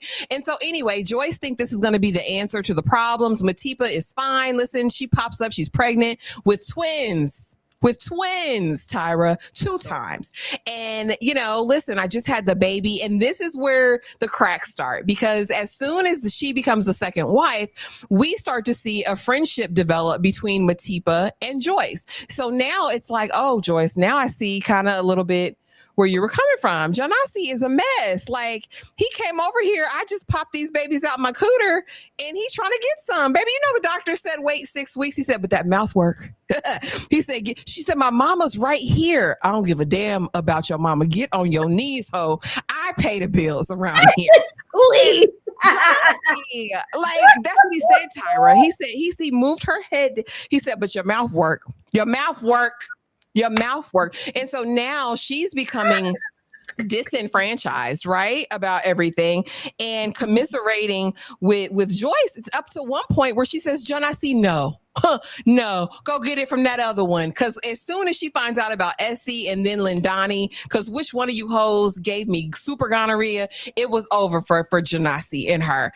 Until we get to the moment where Jonasi beats the brakes. Like, trigger warning, y'all. If y'all watched that episode, I could not believe it. He tossed her up. He punched her, kicked her, stopped her, beat the brakes. Her face looked like Martin in that episode where he's boxing. Matipa was toe up, right? He then goes home and beats the brakes off Joyce. So now they're really connected. So much so, Matipa says, listen, I know I begged, bartered, schemed, and tried to get your husband, girl, but now I don't want him. Listen, I can't have nothing to do with him.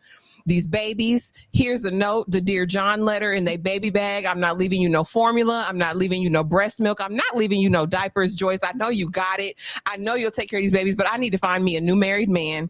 I need to find me some new prospects, and I'll come back eventually. So Matipa leaves, and, no one's the wiser. It got too hot in the kitchen, baby. The thing that she had strived for was ultimately the thing that ran her off. All that glitters isn't gold, Tyra. Now, this is the one that I can say is a villain, but ultimately I felt bad for her too. The way he beat her, Tyra, I felt bad for Matipa ultimately, but she did knowingly, willingly go after a very publicly married man. What are your thoughts on Matipa, and what is she a victim of to you?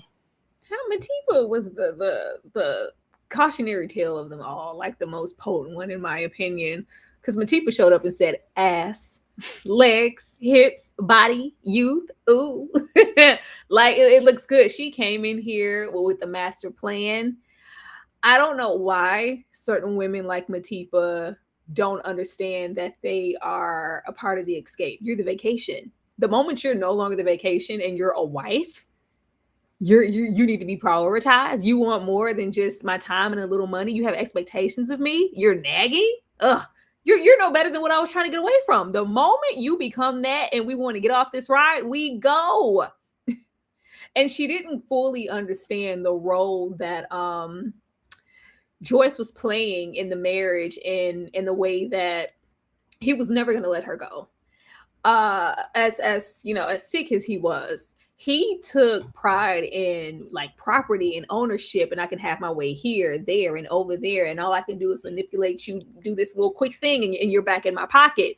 You were just supposed to be yet another one. We dangled that carrot that you was gonna be the onlyest one, and I'm gonna divorce her soon, and you're gonna just be my full focus. As soon as I get that old Joyce out the way, it was never gonna be that. Oh, baby, the way Jonasi was playing that role, he let her really think. Baby, the way she was showing up all brazen, red, ready. I'm here. I'm at the vow renewal. Mm-hmm. My cute ass. Yep. Oh, just wait. Because when he leaves you and it's all about me, girl, it was never going to be all about you. It was never going to be all about you. And then the same thing that you decided to prioritize to get your way and get into this relationship at all is the same thing that you got sick of. Because what that mouth, he said, what that mouth do, hoe?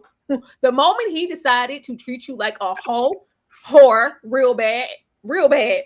Wait, I'm a white. No. I didn't meet you like that. I didn't meet you like that. You came here with your legs open in your mouth. That's what I come here for. You want me to give you a break? You want me to, girl? You want me to help you rock some babies? Baby Jonasi, I raised my kids. My kids down as my kids almost your diaper. Your diaper. Oh, I came over here for a good time. Now it's like, goddamn, you got me hot up in here now. I come to you to get away from nagging Joyce when she's mad at me because Joyce is first. Mm-hmm. Then maybe you, maybe even Essie before you. I before E. It really just depends on how I'm feeling that day and who's opening them legs the quickest. Whose meal is the hottest? Let me taste that fufu. We just don't know. Okay, we don't know at this point. But she really just thought and believed in those pipe dreams of he's gonna leave her. And he got really close, and now you got that little carrot dangled. And then what I thought was interesting with Matipa was her mother wasn't one who was, you go after the gold. And she was like, man, you need to prioritize yourself. You're a beautiful woman. You could have anything you want, anybody you want, somebody who's going to prioritize you and just you. You don't have to settle being second or third wife. Like, baby, come on. But she decided to lead with her body instead of trying to I guess lead with her brains. Because even when we have her, she's like, I'm gonna find me a new job, I'm gonna get out. She's like, well, do you qualify? She said, run me that resume. She said, you know what, I didn't really get that far. We didn't prioritize those things because she thought that her body was going to get her, or her sex or whatever was going to get her in the window. And when it did, and that's all that it wanted to be about, well, no, I want to be respected. I want to be prioritized like a wife. I want to be treated like a loving woman. That's not even where he met you. That's not even what you led with. You led with, you can get it on his desk. You can get it in a penthouse. You can get it wherever you want to get it. As long as you're taking care of me and giving me the life or the money. It's like, well, you got this little house, right? I'm taking care of you. Like you get your little stipend or whatever. You get your little allowance. Open your mouth. Say, oh my God. Say, oh my God. Then when we get to the aspect of like, oh, okay, you're not going to leave her. Joyce is open now to you having a second wife child when she realized she wasn't even second. Joyce is open to you having a second wife. Fine, I'm going to do that. That'll make us all just one big no. Now we have wife one, wife two, but you all are just wives. I need somewhere and somebody to exhaust all the energies when I don't have it for y'all. When y'all don't have it to open those legs or just prioritize me and be the center of attention. Now I need an additional new wife or new woman or new prospect or new, like this was an addict. I said, ain't you tired, Jonasi? Girl. You don't want no break. Haven't you had enough coochie, sir? He just was insatiable. And he was. He was. Then by the time we get to the relationship being exhausted, the smacks of it all, the kids, I just had that, and her wanting to like, oh, okay, I finally recognize exactly what this is. Bump the band turn, and then the fighting with Joyce, bump us coming closest together and having more understanding of what this really is and who he is. She's like, I really chose wrong. I really should have left you with your husband. I really don't want this. I said, girl, you got to be quicker than that. Baby, the way she was trying to transfer that money over and get out of town. She said, I'm trying to go. She was moving like Celia in The Color Purple, and he just popped up. I said, oh my God. I Oh God. You trying to steal from me? You trying to take my money? From me? Oh my God. And we hadn't seen that for the most part. I was like, well, this dusty polygamist, he gonna hit all open legs, but he's not physically abusive. That's not something we've seen. When he hit her, I say, oh, baby, he beat the brakes off her. I said, well, damn, Jonas. I said, I gotta go. Oh my God. Oh my God. And I was like, I was like, why would you do? With all them hips, tossing her over. All the legs, hips, and body. I was like, girl, this is a man of a certain. I said, you don't hit this. I wanted her. I kept waiting on her. I mean, his hips, Tyra. He had really big hips too. They were powerful as well. I said, you gotta let him know who got the upper hand, Matipa. Girl, get up, Matipa. I couldn't believe that he beat her like that, and it was punishment. Brutal. And he worded it as, "Oh, now we're up here. Now I gotta teach." Like this is something. This is something you've done this before. Yeah. I don't know who it was to, but it was just like such a mess. I was like, who the hell is he that you could go from this to this? Ike Turner.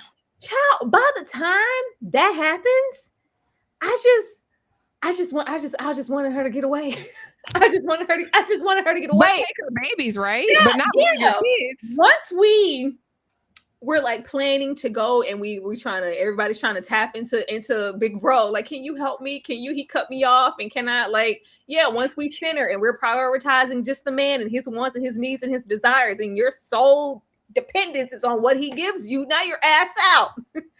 And then I was like, okay, well, she's gonna, take maybe what she could get and get her babies and get out of there. But when she left them kids with Joyce, you got it.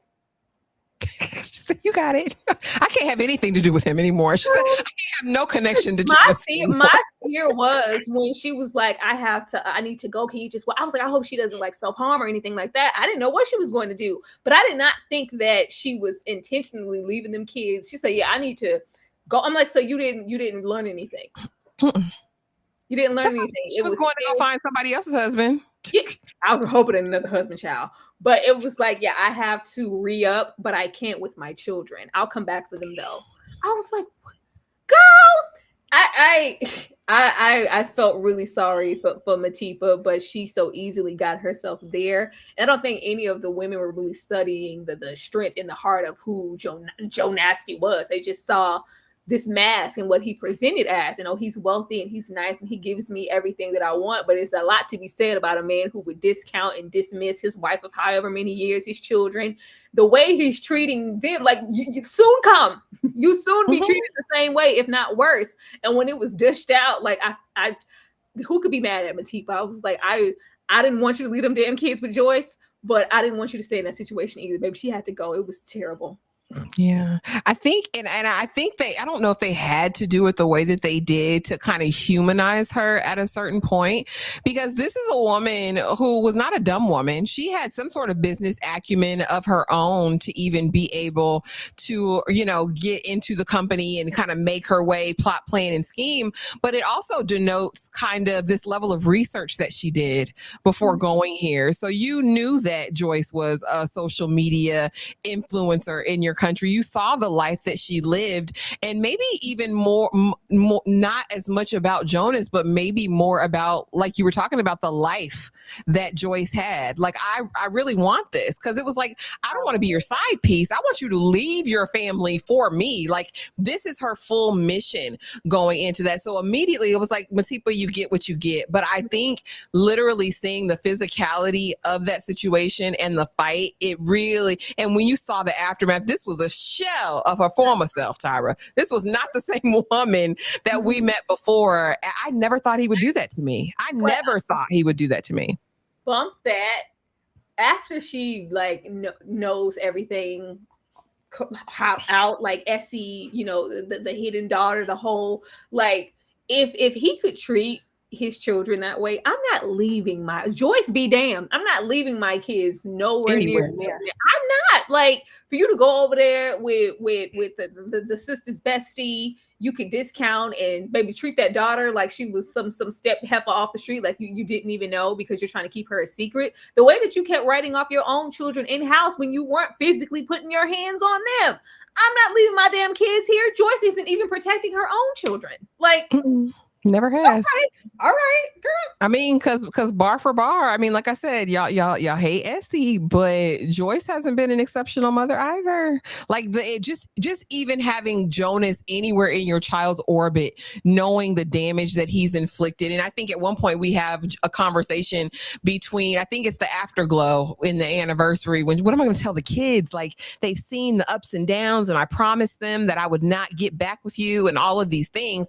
And it's like all of these women put Jonas or something else ahead of their children. I don't know if Matipa ever had the full motherly instinct. I don't know how you leave your babies, period, whether with Jonas or so much so that you trusted Joyce or whatever. I don't know. The question I do have for you before we get off of Matipa, though, Tyra, what do you think that Joyce felt vindicated after what happened to her and that she left? Like, you wanted this, Matipa, like deep down the inside. That wasn't said, but I'm just, if knowing what we know about Joyce after all is said and done, do you think that was like a victory lap? Like, oh, girl, I told you it was hell. You wanted it. I think a lot of it was a victory lap in the beginning, up until the point that he became physically abusive to the both of them. Because Joyce was very much so about control. The way she threw that down, she said domino. She threw that domino down. She said, yeah, this is going to be an open situation. You're going to be wifey number 2. This is what you want. This is what it is. Because I'm not going anywhere. This is my money, my man, and my mansion. My mansion. Listen, okay. Yeah. I'm not going anywhere. And she's like, I can manipulate it and control it this way. And it's like, well, yes. So what you're going to do is you're going to spend every, night here. You're gonna always come home to me. You can see that little heifer on a weekend. Like she thought she was chess. I'm moving these pieces. Mm-hmm. I'm still in control. I'm still in the motherfucking house. I'm still in the house. All right, New York. Your house. And it was fun up until a certain point when it's when they all begin to just get equal treatment and equal parts of the terrible, the good, bad, and terrible Jonasi. It's like, oh well, because Joyce thought, I'm the top. Whatever you're doing with him, that's just that. Whatever you're like, I think she would have thought that she would never get, to that point of him physically, because you couldn't tell me if you're that predatory, if you're that abusive. I thought Grape was the next step. I said, everybody just run, get the hell out of here. I thought he was going to physically, because a lot of this wasn't just control and manipulation. When they didn't want to acquiesce to him sexually, he got angry. Yeah. And I was like, man, get out of here. I think it was cool until it wasn't, but then once it's like, okay, well, it's not one or the other. We are both victims right now. Yeah. So it was cute. A part of her in the beginning, she thought she was rolling dice. Yeah. Now, ultimately, I think the kind of just desserts of it all is that when Matipa does appear, because I can come back for his funeral. I couldn't be back, when he was alive or see my children, but I'm coming with this new fine man who I pray was single.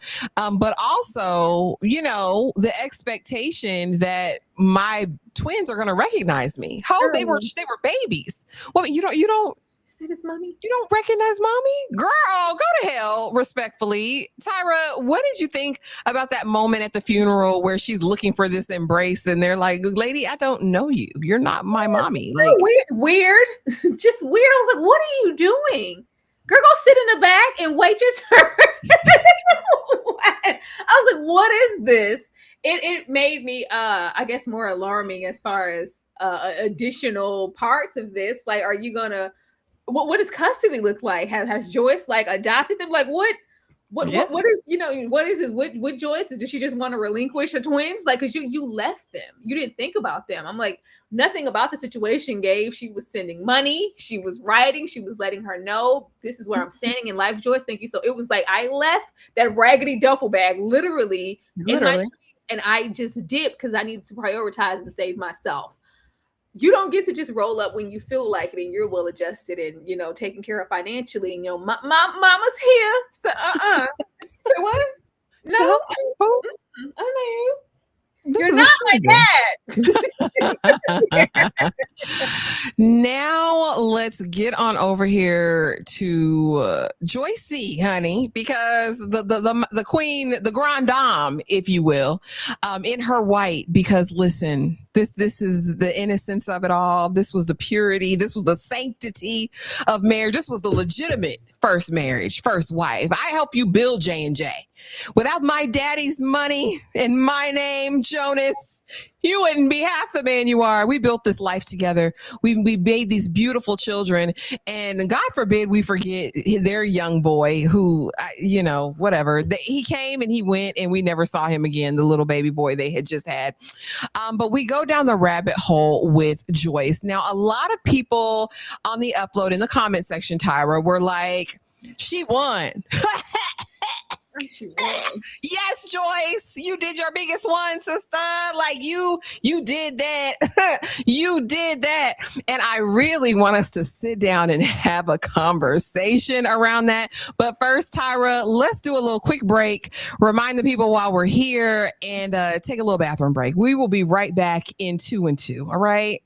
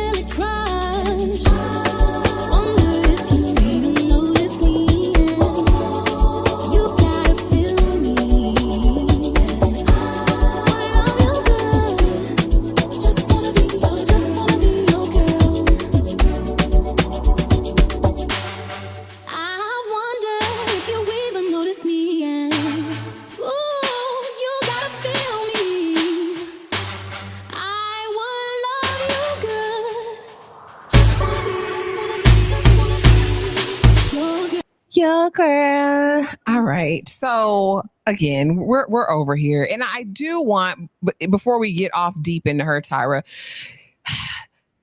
did you view her as the winner? Did you view her actions after all was said and done? Did you say, Joyce, you did that, girl. You got that get back. And that was excellent. Like top tier, 10 out of 10. What are your thoughts on that? And people saying that, listen, she did what needed to be done. I'm here for the revenge arc of it all. Like, this is what these men deserve.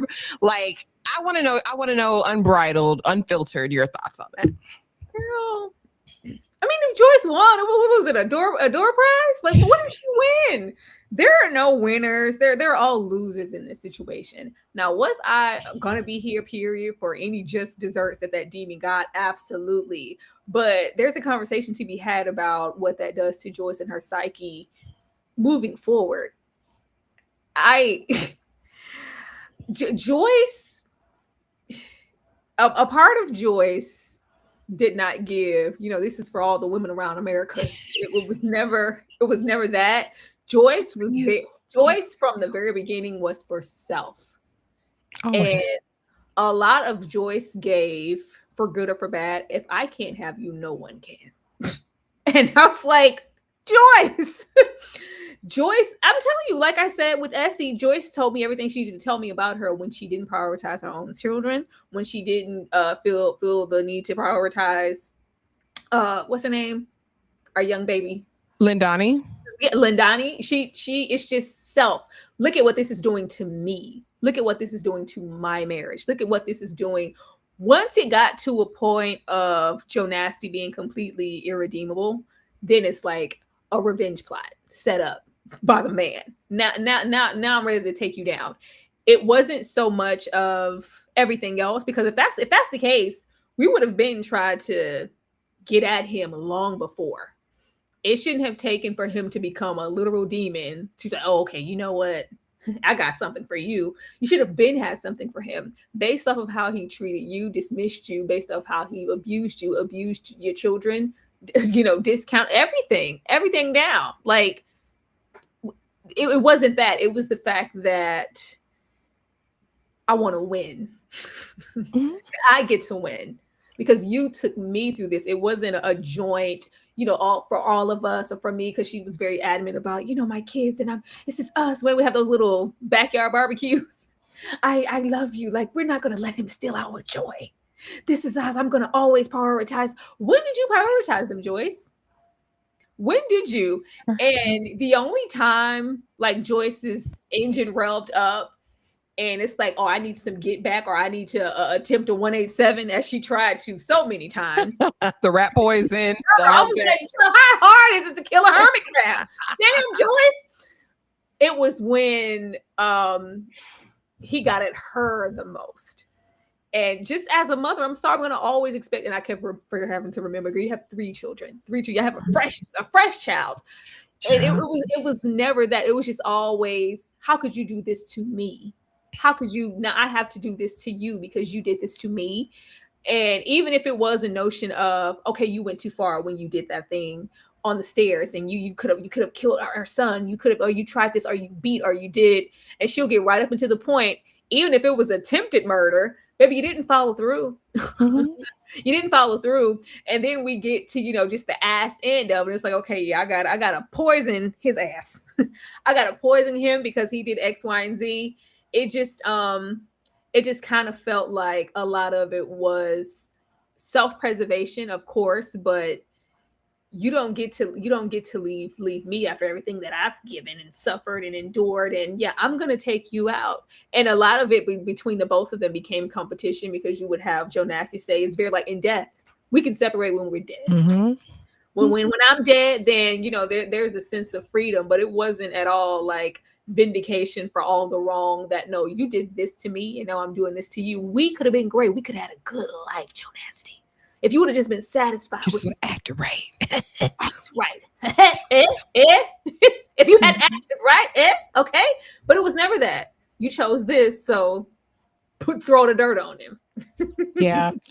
I sit with it, and it like comment sections will always reveal like the hearts of people and really how they feel and how they internalize content or media or whatever. And it's just so telling. And the old adage is 2 wrongs don't make it right, but it makes us even. I don't think there is getting even when you have all of these kids involved, when there are so many different lives that are bound by this. And I mean, I second your notion here on the idea that all of this was about Joyce. It didn't get real until it darkened her doorstep. And here's also what I want to put out there. Of all of the women that he was in relationship with, she was the one most suited to be independent and to leave him successfully and to still flourish and to still shine and to still have her social media influence her life and to do all of those things. Joyce wanted what she wanted on her terms, right?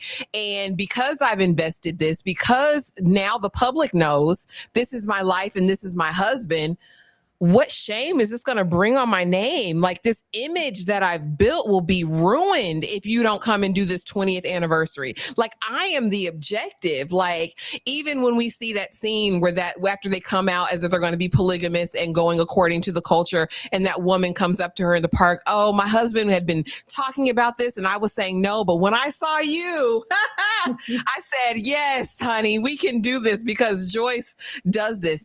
Joyce had a voice. Joyce had resources. Joyce had all of those things. When those divorce papers come across my table, and he's given me out and righteous out because he's been adulterous all of these many times, because this wasn't the first time Jonasi has moved out. The kid said he's done it again, Mom.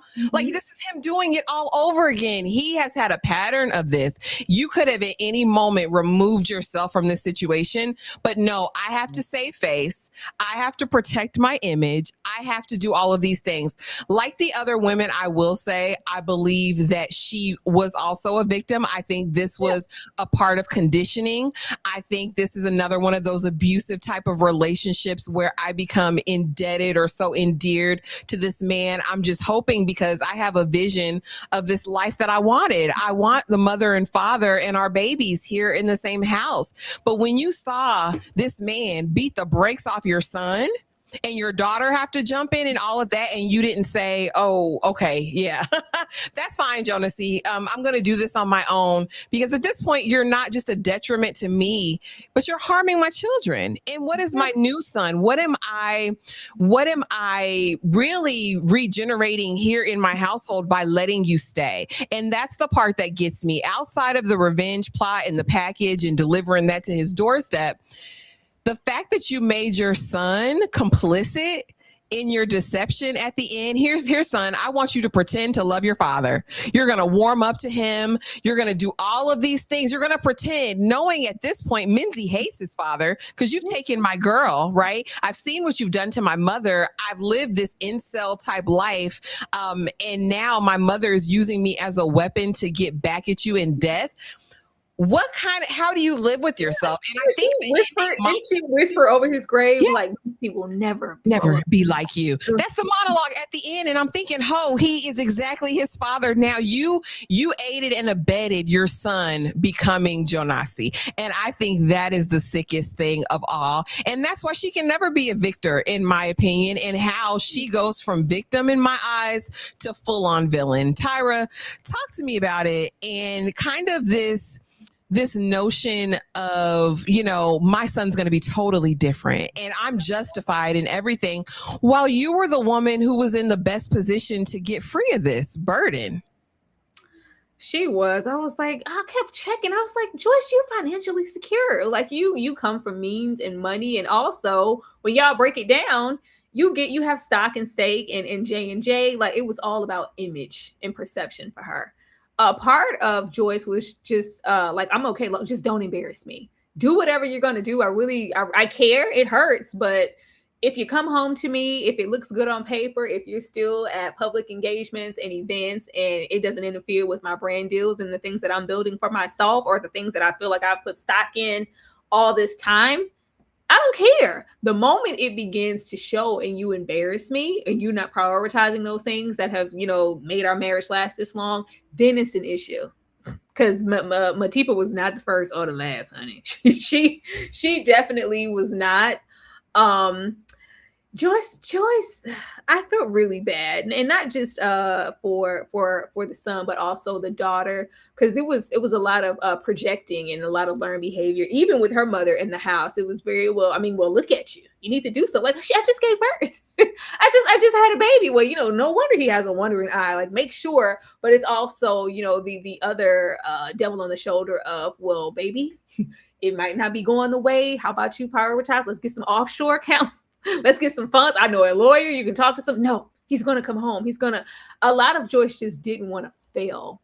I think the detriment that she felt at the aspect of, I've been here. Like, she wanted the door prize for time served.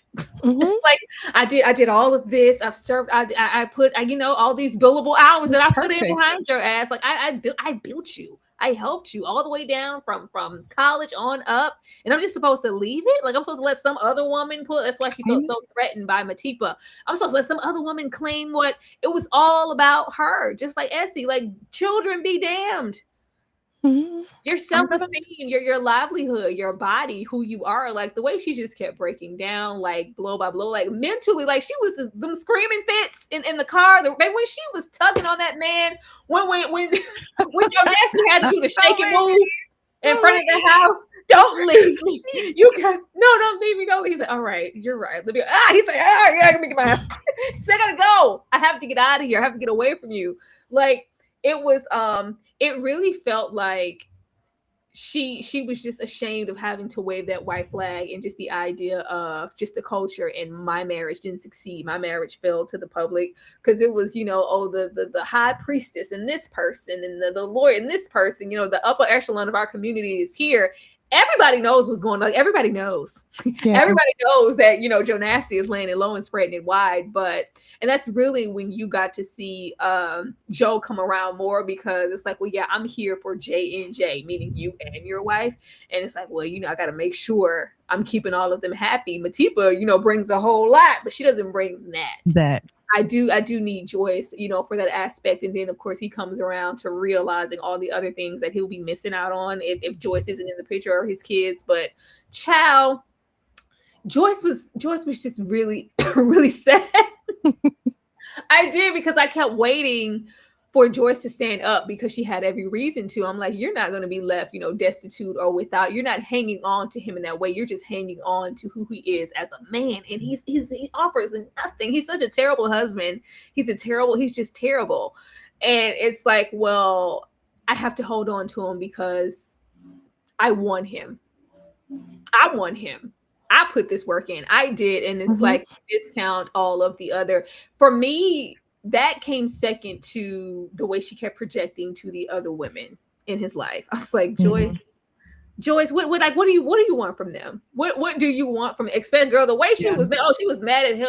I mean, granted, Essie was like, girl, he don't want to be nagged. Did you cook him up a hot plate? Did you feed him? Like, the games that you're playing in my face and all of that, but not that one time did she not take into account he put all of these things in rotation, and it's just like, well, if I place the blame elsewhere, I can still live in my delusion. And until she, of course, couldn't do it anymore. But Joyce did not win anything. Did she play and wait the long game? And I'm going to set you up for the okie doke, and I'm going to get this woman in here to give you the package so I can yada yada yada over your grave. But even down to that moment of being petty enough, you don't get to bury him. I do, my way. Like, girl, I was like, she said, get him out the casket, get him out the ground, lift his ass. Ridiculous. And it was just like, everything had to be on her terms, at her time, and in her way, because even in death and just the punishment of it all, I get to subject you to that. I don't care. Like, I need to win. And it's like, if you're by the time that we get to those points, if you're as healed and as evolved as you're pretending to be amongst the community, and I'm a writer, and your children, you wouldn't need this. But the fact that you do says a lot about the future that you're going to lead. If this is the way you chose to, maybe the way I wouldn't have wanted nothing to do with, but naturally it's like, I suffered and I paid, and now I want you to suffer and pay too. I want to hurt you. Like, Jonasi created this monster. I mean, I think a lot of things created the monster. I think parts of the culture create a monster. I think Mama created a monster. I think Jonasi created a monster, because at one point to her mom, she's like, I'm confused. I'm so confused. One minute you tell me if, I got to stop wearing sweats and comb my hair.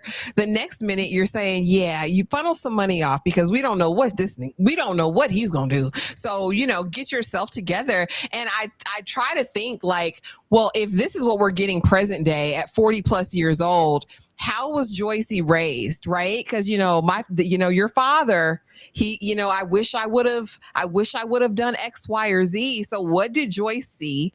Why is she holding on to this so desperately? And like, a part of me gets it, because you do paint or have an idea in your mind of what this is going to be. And when somebody's selling you a dream and you build a life and family and kids and status and all of those things, I don't want the next person to be able to profiteer off this hard work. But at what point does it become about you? And at what point do you get healing? And at what point do you kind of take some responsibility that, hey, he was terrible and a demon for all these years, but also I decided to stay.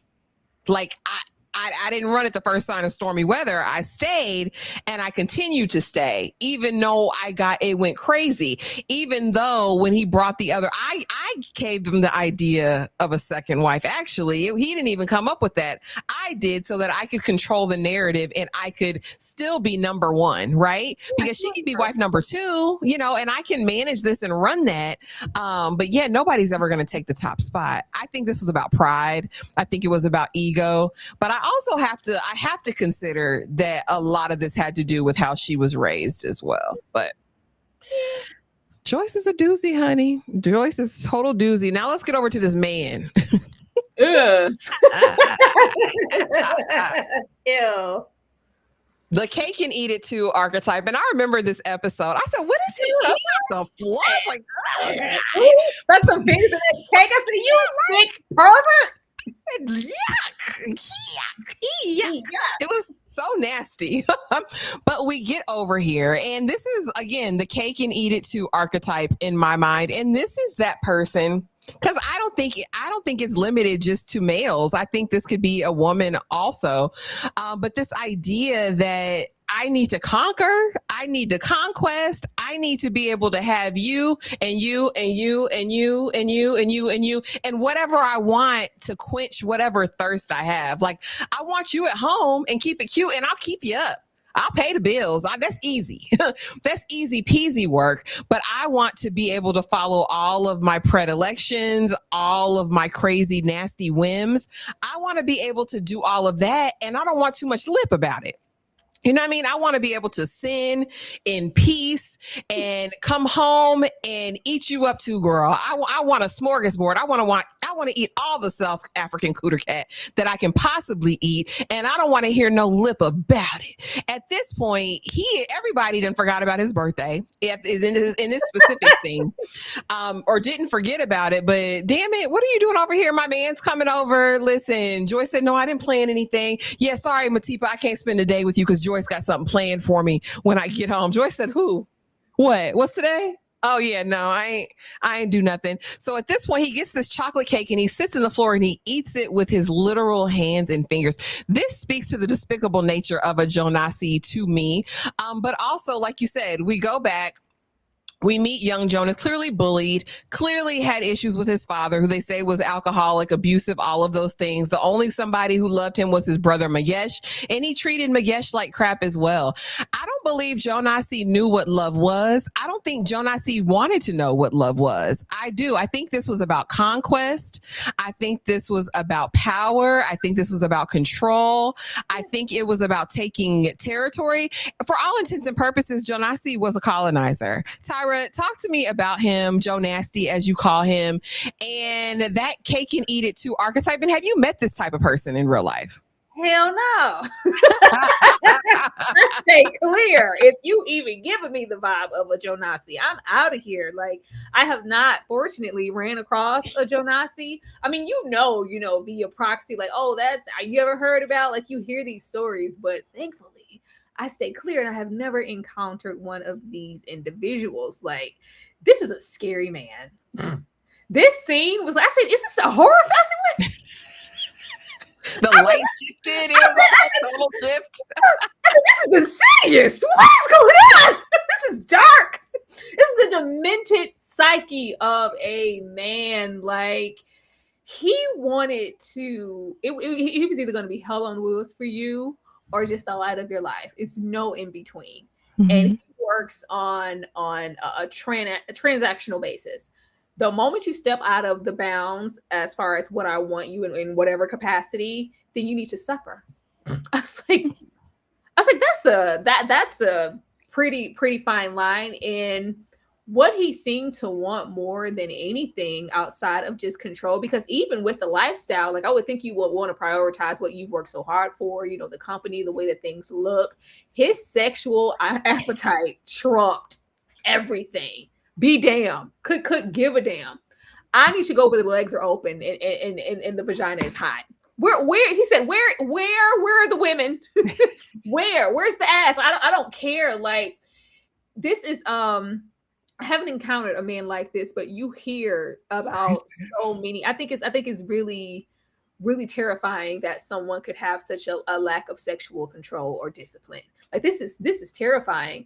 And when you hear about men who, I'll just run around and I sleep with this one and that one, I can't control them. Like, it's comedic. And then when you see something like this here in the flesh, it's like, whoa, because then you get to see him inflict and subject, I keep forgetting her name, Lindani. To something like that, because you begin to explore and have these urges and everything is just a vessel. Then it's like, well, what could, like, where does the line begin to be drawn? And what are you willing to do or enact on someone when that's not being fulfilled? It was very, very sick. I was like, this is spooky. Get him out of here. Get him out of here. And really like how he could be just as demonic as this, and like behind closed doors you're one way, but with each and every wife they're subjected to like a different version of him. Most of them, for the most part, as long as they're acting accordingly, it's the nice version or whatever, however he's supposed to show up for them. And I'm going to tell you what you want to hear, do what you want me to do, buy what you want me to buy, and just be the best husband up until the point that you piss me off in any kind of way, that you object like in any kind of way. Then I'm going to go to this one. I need you to do this. Oh, you don't want to do it? Fine, I'm going to go to this one. And then we're just raking it in and racking it up. And you just would think like how exhausting that has to be. And it was like he was reveling in it. Yeah. I was like, aren't you tired? And you could be just the most demonic little thing, but you expect, well, we have brunch on Sundays. This is tradition. What the hell are you talking about, Jonasi? You are awful. Didn't you just beat the brakes off of me upstairs, but you want me to show up for this tired ass South African brisket or whatever the hell you were cooking? I don't want to do that. He too, that's where him and Joyce were kind of in alignment about visually how things look. And you always made my birthday special, and you always showed up for me in this way, and I'm gonna be a demon, but when it's my birthday, you always celebrate me regardless. Like, bring in the trumpets. She's like, no, this isn't that. Don't you realize like he had no accountability for how anything he did affected others? As long as I said, like, this is the worst kind of individual that you could meet. I was like, run, everybody get the hell out of there. And the way that they were just clamoring to have a piece of him, as how I was like, why would you want him? I was like, why would you want him? All the way down to the multiple, everybody's pregnant, everybody has gonorrhea, everybody. I was like, this is your man. I'm gonna stick beside him. This is your man. But it's just all about all Jonasi had to offer was financial security and the status, maybe just because of who he is and what he built his reputation up to be, I guess. But that's all he had was money. He didn't have anything else to offer. Like you don't have anything else. Like, you're not I guess conventionally, you're not the most attractive man in the world. You're not I mean, I don't know. Maybe the D was just I don't know. But it gotta be the beefcake. It gotta be the beefcake. Was just swinging beefcake apparently. But even with that, just as just being emotionally available, a good partner, a good husband, a good father, those things were just obsolete. And they just like, please don't leave me. Just come visit me one time, Big Daddy. I'll do anything you want me to do. I was like, ugh. I mean, go ahead. I was going to say, for some people, money's enough. Money could literally just be it. Money and status could be enough. I mean, but as you can see, it's only enough for so long, because eventually you're going to want more for yourself and from your partner. And he's just not here to provide that. I only want to give you so much of myself. And I want you in every aspect. I want you emotionally. I want you sexually. I want everything of you. But you can only require so much of me. This does not a good relationship make. And then you can only require and give so much if you have 5 wives, Jonasi. Like, you're spreading yourself really, really thin. But for me, it was how no matter how tired the circumstances got, he still remained himself. Mm-hmm. I was like, oh, you were going to be a demon forever. It took it, and then it was just you wanting to reject the modern drugs.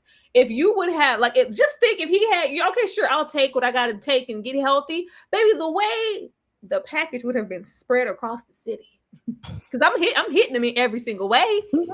And the way he was like, what, me? HIV? I can't get HIV. I'm Jonasi. I said, what? Nigga, what you say?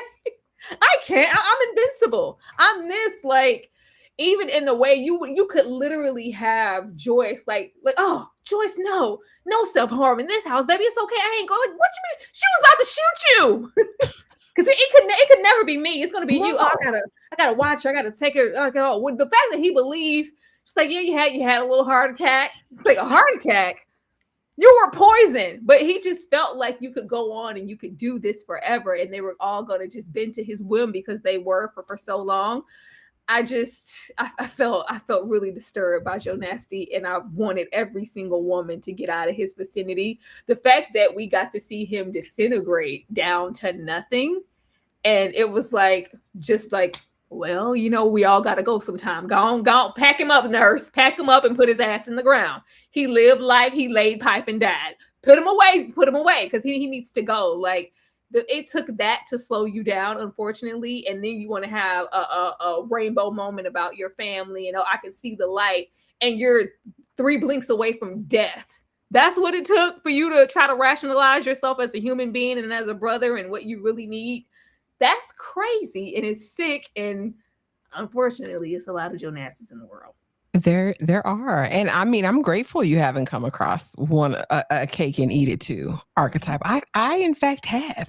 I feel like with him, because like if you look at his relationship with Essie, for all intents and purposes, it seems like they actually genuinely had a friendship. Like out of all of the couples that you saw, or him with all of the other women, like they had fun together. You could tell there was like this element of like safety and home for him with Essie, as crazy as he is, right? With everyone else, it didn't seem like too much that they even liked him really, but they would get in that bed, honey. That's why I say it must amount to the beefcake and the money, because I'm really trying to figure out what was charming or charismatic about him, or what would have really lured someone in. For Matipa, we know that it was strictly the status and the money, because I'm just trying to get chose. With Essie, like I've been down from day one, so what it is, I think Joyce genuinely loved him probably when they first started, but also he's a bootstrapper and he's somebody who's ambitious. He's in alignment with what I want out of my life. I think there were things that tied into it. And then 20 years deep, is it that easy to walk away from someone? As far as Jonasi and the way he approached people, I found his character very interesting, because while he was a philanderer and a degenerate and a ding-a-ling slinger, the biggest ding-a-ling slinger in South Africa, there was a part of him that kept certain promises, especially when it was financial, especially when it was like, oh, babies are a blessing. Don't worry.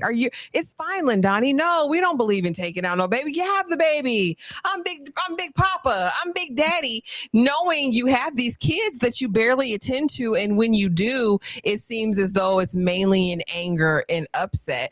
Jonasi's a very, very interesting character, and I hate to say that I've met one or two of him in my life, but I truly have. Not in relationship necessarily, but just that type of person who is fully selfish, who could give a damn about anything else but their own whims, desires, and what they want, and everybody else really be damned. I think this was the most fitting picture that represented him. Somebody commented about it. I found this picture today and I said, oh, this was the cake scene. Yeah, this is him. This embodies him in every aspect. I also thought it was so telling that Joyce knew he wouldn't get conventional treatment, that he would rather go to the village, that he would really go to cultural means to try to solve the problem rather than just taking a pill. Because clearly Lindani taking the pill. Now, is she detectable and transmitting? I don't know. But we know that Jonasi could have still been around slinging ding-a-ling in South Africa, and Joyce knew what to do with him. But I think this is one of the top villains of the male species that I've seen in a very long time. Long time. It's always a bald-headed villain, because Jonasi just reserve everything for women. Like he was also in like the competition with the man, and the brother was interesting, like for me, to where he could just switch. It's like I'm just all powerful in every single way. And the moment that is challenged, even with Big Bruh, like when he put his ass out of that house and you gotta go, you're not putting your hands on Joy, somebody, you're doing too much. He was like, how dare you? Like, that you're trying to stick up to me. I do all this, I run this. I give you, and then instantly you're fired. Your little key card not working and getting into this building. And at the same time, we want to go grovel and I need you, bro. Like the audacity of Jonasi was just despicable. I think people like this are dangerous when they come into money and power, because it's like there's nothing off limits. I can whet every appetite. I can do whatever. And who's gonna check me, boo? Unless you find yourself in this situation, and her knowing he had no self-control was honestly the perfect setup. But now we get into we already talked about Joyce's villain. We're not going to rehash that. But now we get into really who I think are the true victims with really no villainy. I can't hold these babies responsible at all. Jasmine, it's implied that Magesh has always covered for him. Since they were kids, he has been Jonasi's protector. And willing to do whatever to protect his brother, because his brother was like the great black hope in Soweto, in their township. Like, Jonasi was the one who made good, and so the brother's responsibility was to keep his life running as smoothly as possible, and in turn he could get the crumbs. Like, yeah, you can work at the company, you can get a salary, but you have to cover for me, you have to pretend to be married to Essie, you have to raise these kids like they're your own. You have to do all of that. That was my interpretation, Jasmine. I don't know if we ever got a full breakdown, but his pockets were padded. I mean, his brother was another wife. He got the same treatment as the other wives, because it was, once again, well, it's just going to be temporary. I would never stifle your life like that, bro. You're going to eventually go out and, get your own family, your own wife. I wouldn't expect you to wait and cover for me for 20 years and pretend to be married to her. No. The moment he tried to step out, like, bro, I'm tired. Like, I just feel like, how dare you? You're going to do this. Look at everything I've done to you. Same thing with those women. I'm going to hold it against you, everything that I provided. And baby, there was a sick man. Very sick. But again, back to these kids who I think are really, like I said, the true victims. And Mpume is the one I feel like is going to be all right. She going to be all right because she got the hell out. She said, all right, this is toxic as hell, mama. You a loser for being with this dude. Like, and at one point when we see her in her letter, because she wants to pour her heart out to her father just to communicate to him how he's made her feel. And he's like, yeah, just leave it on the thing. Turn the music up. Like, let me drown you out because I'm never going to be confronted about my behavior, let alone from my children. I think she saw it firsthand. She's like, we had to pick mommy off the floor when she was crying when you left the last time. Like, you come out here. I've got, all the second wives, third wives, whatever. Auntie Essie isn't my auntie no more. My cousin Sarah is actually my sister. Like, I'm dealing with all of this and it's not normal. But ultimately, when we see her at the funeral, she has more grace and more empathy than any of the adults. And Pume says, listen, Sarah, come up here because you were his child as well. He didn't acknowledge you in life. I'm going to acknowledge you here. Like, this is enough. Enough is enough. Like, all of the fighting, because you can tell just by the spirit of Joyce at that final ceremony when she went and retrieved the body from Essie's traditional funeral and all of that, it's up in his stuck for life. Like, no, you get nothing. I'm not doing anything for you. Y'all are not really legitimate. That was my husband. You can tell that anger, that animus is still there. And Pume to me represented grace, and she represented healing, which is what I think we needed in the show, because we really don't see that in anyone else's character at all at this point. But ultimately, she's the betrayed daddy's girl. She's the daughter who he said was his favorite. She was that girl. He supposedly loved her. But when called on the carpet and really to have a heart to heart, I was hoping in that moment we were going to see him really listen. But it was like, girl, get the hell out of my face. I'm not good to anyone, not even my favorite child. Tyra, talk to me about Mpume. What did you think about her response to all of this? And is she going to be all right? Girl, I was with Mpume. Mpume said, you can stay here if you want. I'm getting the hell out of here, mom. I can't be around this. No, just wait. He's going to come up. Like, no. Just because you accepted it, and Mpume represented breaking the cycle. She said, I'm getting out of here. Yeah. And I'm getting away from this because this isn't okay. Especially for so long, she just registered her mom. And she's like, she's just weak. She's weak. It takes, a certain kind of strength to register that nobody can protect me but me, not even my own mother. Like, I have to go if I'm going to survive this and really elevate myself to know that I don't have to accept this no matter. Like, I don't have to accept him treating us this way and throughout those breadcrumbs. And oh my God, he came home, like he chose us and he's back. And we're just supposed to throw a freaking parade. I don't have to do that. I did like how they gave her a lot of dimension, not just with the situation with her friend. Because girl, I will slap you in this house. Like, now, if anybody wants to slap her, Joyce, you go over there. Bestie, I'm going to slap you because how sister, no, like, especially when we got all the way down to her living in the big house. She said, yeah, just get this little stuff and get out of my shit. Your house? Really? I like that we gave her dimension to know that she wasn't going to walk away completely unscathed, because as much as she could just not stand her father or especially her mother in that weakness, she also was projecting her mother in that superiority complex of like, if you're wronged, and I'm not gonna do this with my father. Like, I have all the hatred in my world for my father, but I can also feel like I can judge and chastise you, especially as my sister, or just that lack of understanding or a window to know that your sister, or even, you know, your ex-best friend, they're victims. They're victims of your father, but she sees them as something that was standing in the way, or something that impelled on this perfect family. You hear them, you know, keep saying, "Can't we just go back to how I was before? I miss how it was before."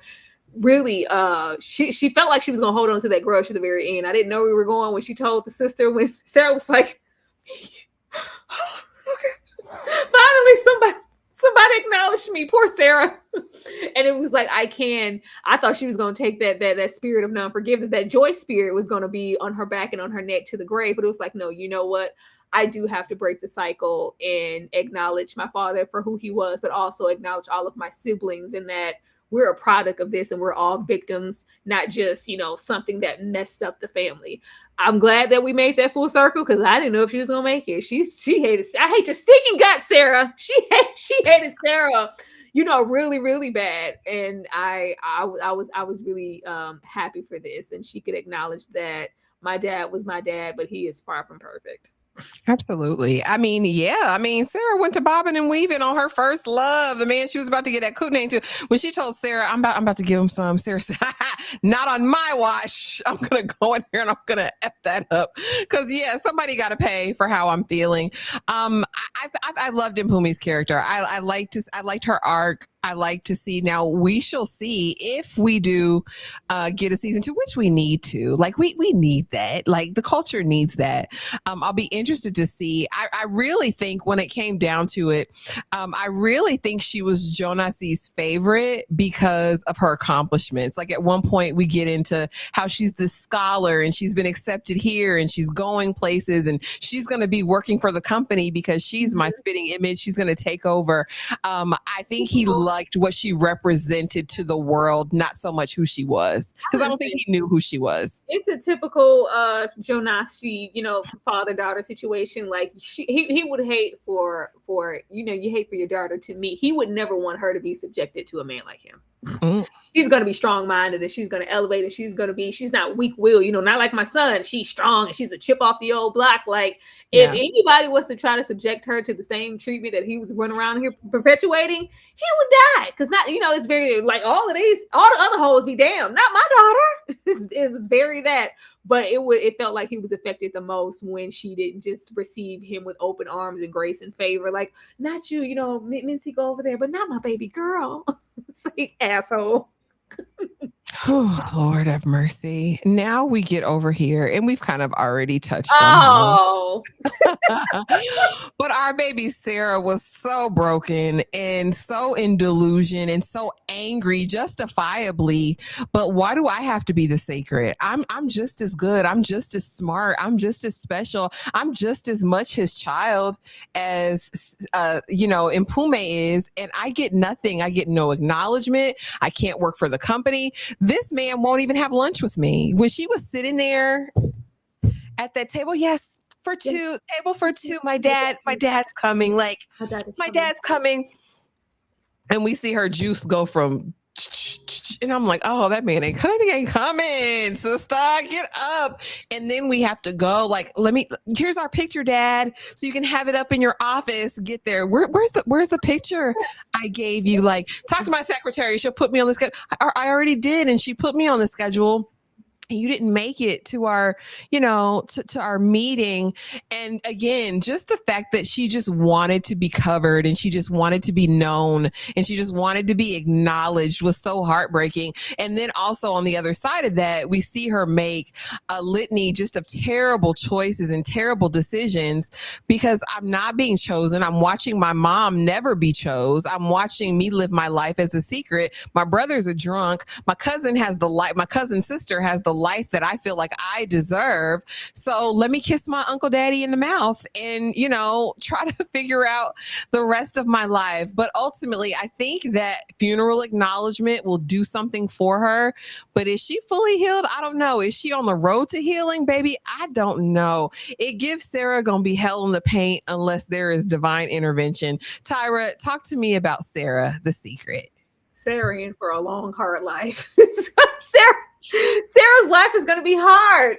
Girl, Sarah said, I'm going on a date with Lisa. I have a date with my father. Finally, she was so happy. She's like, oh, everything's out now. Just to see the torment and the torture on Sarah's face every single time she had to go over there and pretend. And it's like, I've been trained to be so tight-lipped and in fear of anybody finding out who I am. I was like, this poor baby. I felt so sorry for her because she was just so excited at the aspect of not even because Uncle Daddy was there, but it seems like to a certain point she kept him at arm's length because you're not my actual dad. So I don't want. It's nice, but I don't want to receive that from you. I'm going to just always sit and wait around for Jonasi to realize that I'm here. And she was trained to think that eventually he's going to claim us. He's going to come out. We just wait a little longer. Once he closes this one deal, but it really tipped the scales in her behavior once the second wife came along and there's twins and you're claiming them and you're out in the open in pictures and your Facebook and what? So you're never going to be out in the open with me or claim me or my mom. And then we just see her sexual prowess just get really just the reckless abandonment of that. Because that's what I'm seeing be prioritized with my mother anyway. That's what I'm seeing her lead with. So let me lead with that too. Let me be, let me get my scarlet on. Let me do this. Let me hurt you because sister or not, are you really my sister? You represent every single thing that I'm not receiving. So there's this natural growing hatred. I felt really, really bad for Sarah. And I do not feel like once they went to see the doctor in town and he was like, I feel the spirit. I feel it on you. That man is never going to acknowledge you. Never. Let it go, baby. Like, and it was just like, my mom definitely waited too long to try to put stock in her, and like we could choose ourselves, and even down to the wire. Hell, she was, can I give him some soup? Can I go in the house? They won't even let me down in the house. They won't let me see him. Like, you're missing, Mom. You're still prioritizing him, Mom. You're still, and I don't think that little brief acknowledgement. We do have her following, like, can you forgive me, sister? I'm sorry, like, and of course she's not trying to hear it to a certain point. So the baby, when Essie drugged them chairs all the way up to the front, you're gonna make room for me. Drug them damn seating chairs all the way up to the front of the aisle because I'm gonna sit on the front row. And it's like, I'm finally acknowledged, but I think the fact that he never acknowledged her at all the way down to in death, like I never got that from him. I think that's going to follow her. And I don't think she's going to be okay. I think it's all going to be bad. I was glad to see that she got a space, at the company, but I would want her to find herself and her identity outside of the family entirely. But even that, just the idea of we have to be here for Dad and we have to save the company. Dad was dead. He's terrible, because you see her and Mincy have more of a relationship than her and the sister. And it's like, well, she's just kind of taking pride in that. But I don't think that's going to be enough at this point if she hasn't had a ram to kind of find her independence and her identity and her self-worth outside of her mother and that family and that mess. And the way she hopped up there, like, she was... This girl, this is sad. It's gonna be hell. I hate to see what a season 2, Sarah looks like and how she prioritizes man and her expectations in her life. I think it's gonna be low hanging fruit. The pit is gonna be bad. So sad for Sarah. I'm praying for Miss Sarah. Now, Miss Anonymous, thank you so much for the 200 sunshine jewels. We appreciate you so much. And thank you, just Ashley S., who has been riding with us since the start of this 2 hour and 21 minute live. We appreciate you, sister. My namesake. Thank you so much for the 100 jewels high five. All right. I saw those and I did not want to let it go by, and I didn't want to miss it. Now let's get over to the son, honey. The son who became the sequel. Because when he told that big booty hoe, get the hell out of here, B, I said, all right, man, this is not Menzies yesterday is not Menzie today. He is at the strip club with the real ones, honey. When I say that those were the most natural, big, beautiful bodies I've seen on TV in a long, long time, I said, all right then. But when he told that big booty, listen, he said, get the out of here. He got the one girl in the office bathroom screwing her in a broom closet like she's a whore or something. I said, Menzie, sir, where are we at? And again, we set out on this dark path. Once he sees the love of his life, Lindani, bobbing and weaving on his daddy in the strip club that cousin Freedom took him to. At that point, his trajectory completely changes. He does pretend on his mother's orders to be close to his father on the deathbed. They commiserate. You're the son I always wanted, Menzie. For that reason, you will be my sole heir. I'm leaving everything to you. And of course, Joyce saying, my son will never be like Menzie. Mind you, Menzie's cracking Lindani in the funeral service because listen, I am my father's son. And it's sick and twisted. Menzie at the start of the series had such a sweet, kind spirit. You could tell he wanted to be the protector, but he was a little bit weak. He didn't know who he was. It was like he was trying to find his footing in his manhood. And I feel like those years are pivotal, especially for teenage boys. Like it kind of sets the trajectory of your life and the person that you're going to be. And when you have terrible role models and are put in these terrible situations, it can really alter the person that you were meant to be. I don't believe Menzie was meant to be this person that we have at the end of the season telling hoes to get the hell out, screwing people in broom closets and cracking his daddy's jump off. Like I really feel for Menzie, and I fear Joyce aided in creating a monster. Is Menzie even going to give her any of this inheritance that he now has? He's the sole heir to, and it's his discretion on who gets what. Tyra, were you disappointed in his character arc? Was it predictable to you? And where does he go from here if we get a season 2? At a certain point, I knew it was coming because he was so obsessive. Because at first I was like, oh, it's an innocent crush. Like it's natural. Like they've grown up together. And I want you to see me more than just, my sister's, little brother. Like, I'm here too. Like I see you, girl. And it's just eventually it became the expectation and kind of not mirroring Jonasi. But there is this, I'm going to lead with niceness and money and, I'm kind. And he almost felt like you're supposed to like me because I'm a good guy.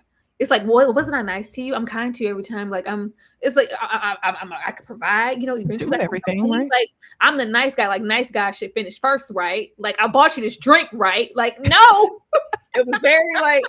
So then by the time that it's like I'm nice up until the point that what I'm projecting to you isn't given back to me. And then you see him kind of slip a little further. And then, of course, you have daddy over there turning the words. Aren't you a man? You're a man, right? You're a man? You're weak? Oh, you bastard. Like, all right. Projecting, I'm sure, what was thrown on him when he was young. And we had him, like, when he was the only one, like, he was like, hey, Matipa, open that door. I came to see the twins. I was like... And she was like, you show familiar. Yeah, I go visit them, every now and again. I've been over there. This one's that one. And this is her pacifier. And can you tell them apart? Because I can. Like, it was all of that. But once you're not only discovering, because you could only imagine, this is just, just a glimpse into their lives, but you could tell, like, through the upbringing, there's an expectation of this is what a man is supposed to look like. And this is what you're supposed to project. And this is why I'm going to prioritize your sister over you because you've always been weak. And we get to like the most like formidable times of shaping, who he is as a man and his psyche. And so much of it, as far as manhood, is led with just the money you can earn, your earning potential, the power potential, and what your manhood looks like and who you have or the women that you're surrounding yourself with. Even when you get into freedom and you're supposed to be out here with the men and I'm supposed to be, and there's an expectation for me to do these things. So it's best that I can project it. Who I'm learning and seeing it the most from is my own tired ass father. And even though we could be there and see what it's doing to the women and even Matipa, the twins, my own mother, my sister, I'm perpetuating it. Like it was only a matter of time for it to be learned behavior, because by the time he kisses her and she rejects it and he like grabs her like, you're supposed to, I'm like, I don't owe you nothing. I don't, regardless of, your innocent crush, regardless of, the sick, twisted dynamic with the father, she's not indebted to you just because you're a crush. She's not property. But look at daddy over there. All of y'all work for Jonasi as far as he's concerned. But once that started to happen and we see him getting a little bit more risque with the behavior and the whole thing, I think the physical abuse from Jonasi took it all the way up a notch. Like, oh, okay. Once he realized, like, even in the way that I want to protect my own mother and my sister, I can't even do that physically. So maybe I need to get more, psychological like my dad and be manipulative in that way. And then eventually, it just gets tired.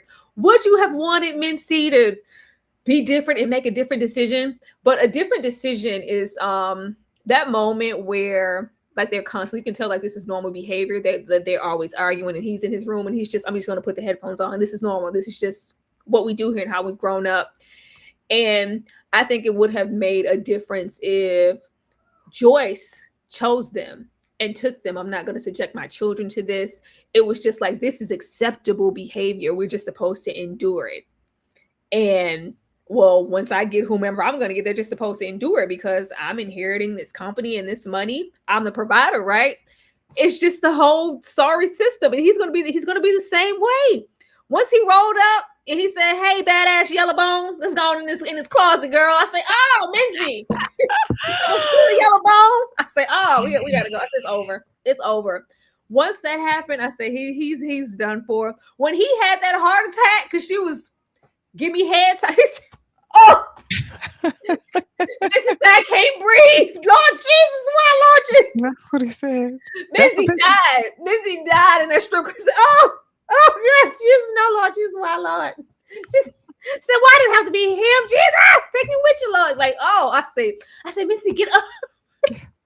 After that, he said, "Okay, it's up. This is sick." So a part of him wasn't just perpetuating cycles when he's sleeping with her at the end during the funeral. It was more of, I got you. I got you. I thought you didn't want me. It Revenge. was, I'm accomplished. Like I got, and even though like he was disturbed, he was like disgusted, like my dad, like that's sick. How could you? Like, ugh. But when it's presented, I got you, right? I just like, oh. I don't want to see no part 2 of Jonasi. I don't want to see it, Mincy. I think there may be hope because I'm hoping that if even in the bouts of that he took the time to kind of confirm what he could with Sarah, like he mentioned you, he wanted, he ain't mentioned it. He mentioned you. He wanted you to be okay. He wanted me to make sure that you was set up financially. But so if you have compassion, there's a little room. It's still financial, still money. But if you have that enough to want to give her some closure, maybe there's still room at the cross for Mincy to go a different direction. But it ain't looking good from that bathroom. Let's keep hope alive, child. I don't know. It was just so hard to see him just devolve into this. I'm like, oh my God. And honestly, that is probably the truest representation of his father in that idea of I conquered you.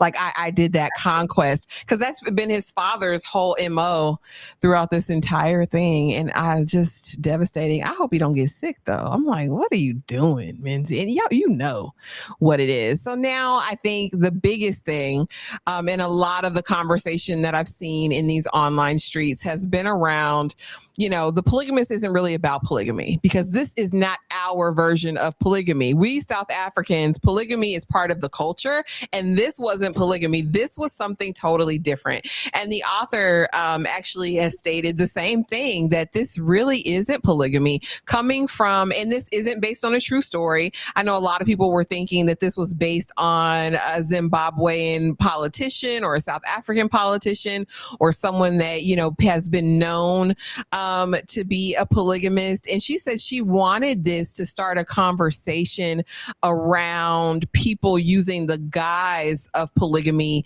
basically just to justify their immoral deeds and wants and desires and, all of those things. And so I want to know from you, Tyra, did you view this as a story about polygamy? And what is your stance on what do they call it? Ethical non-monogamy or polygamy in upfront practice, like transparency. Well, it's not for me. Not for me personally, but to each his own. I kind of reject the conversation around, well, this isn't polygamy. Yes, it is. This is a part of the culture of polygamy. I think two things can exist at the same time. A lot of people want to disregard and discount this conversation because it's the worst side of polygamy.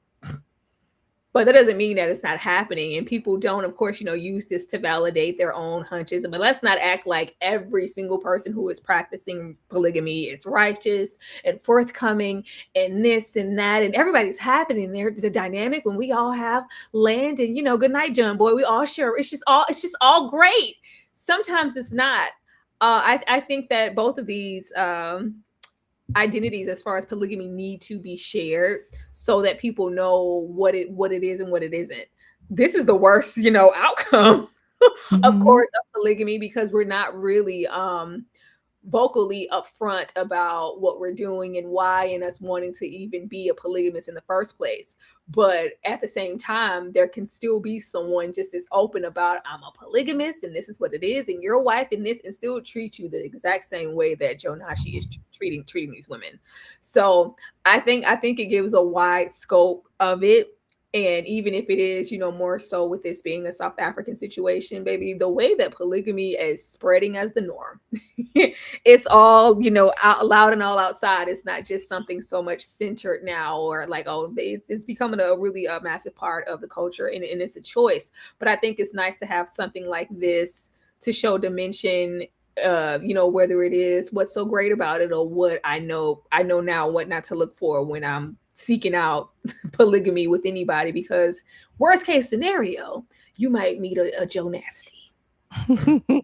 Worst case scenario. I think it's really interesting how it's evolved, I guess, this idea of polygamy and how it's made its way back into the mainstream.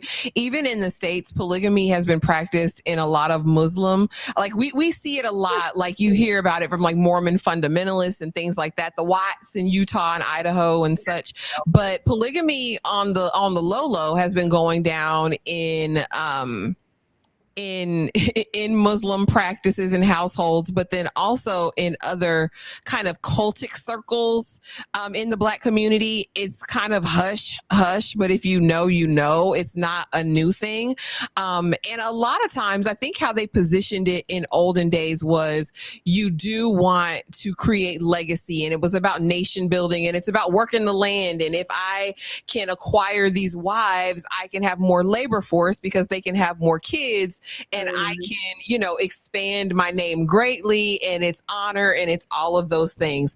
But again, a practice being that everybody knows up front, you consent to it up front, and you kind of know what your life is going to be, versus now, I just want to sling ding-a-ling, but I also want the benefit of marriage, right? Yeah. And so I'm not even necessarily going to be a full provider, right? Like we see on This Is Poly, y'all all got to have jobs, but I can get my rocks off with multiple women. We can all kind of split these bills down the middle, and we can call it polygamy, but is it really the true essence of what polygamy was supposed to be? You in the back? No, it's not. I really hate that aspect gets lost. And I want to be a polygamist, and are you a provider?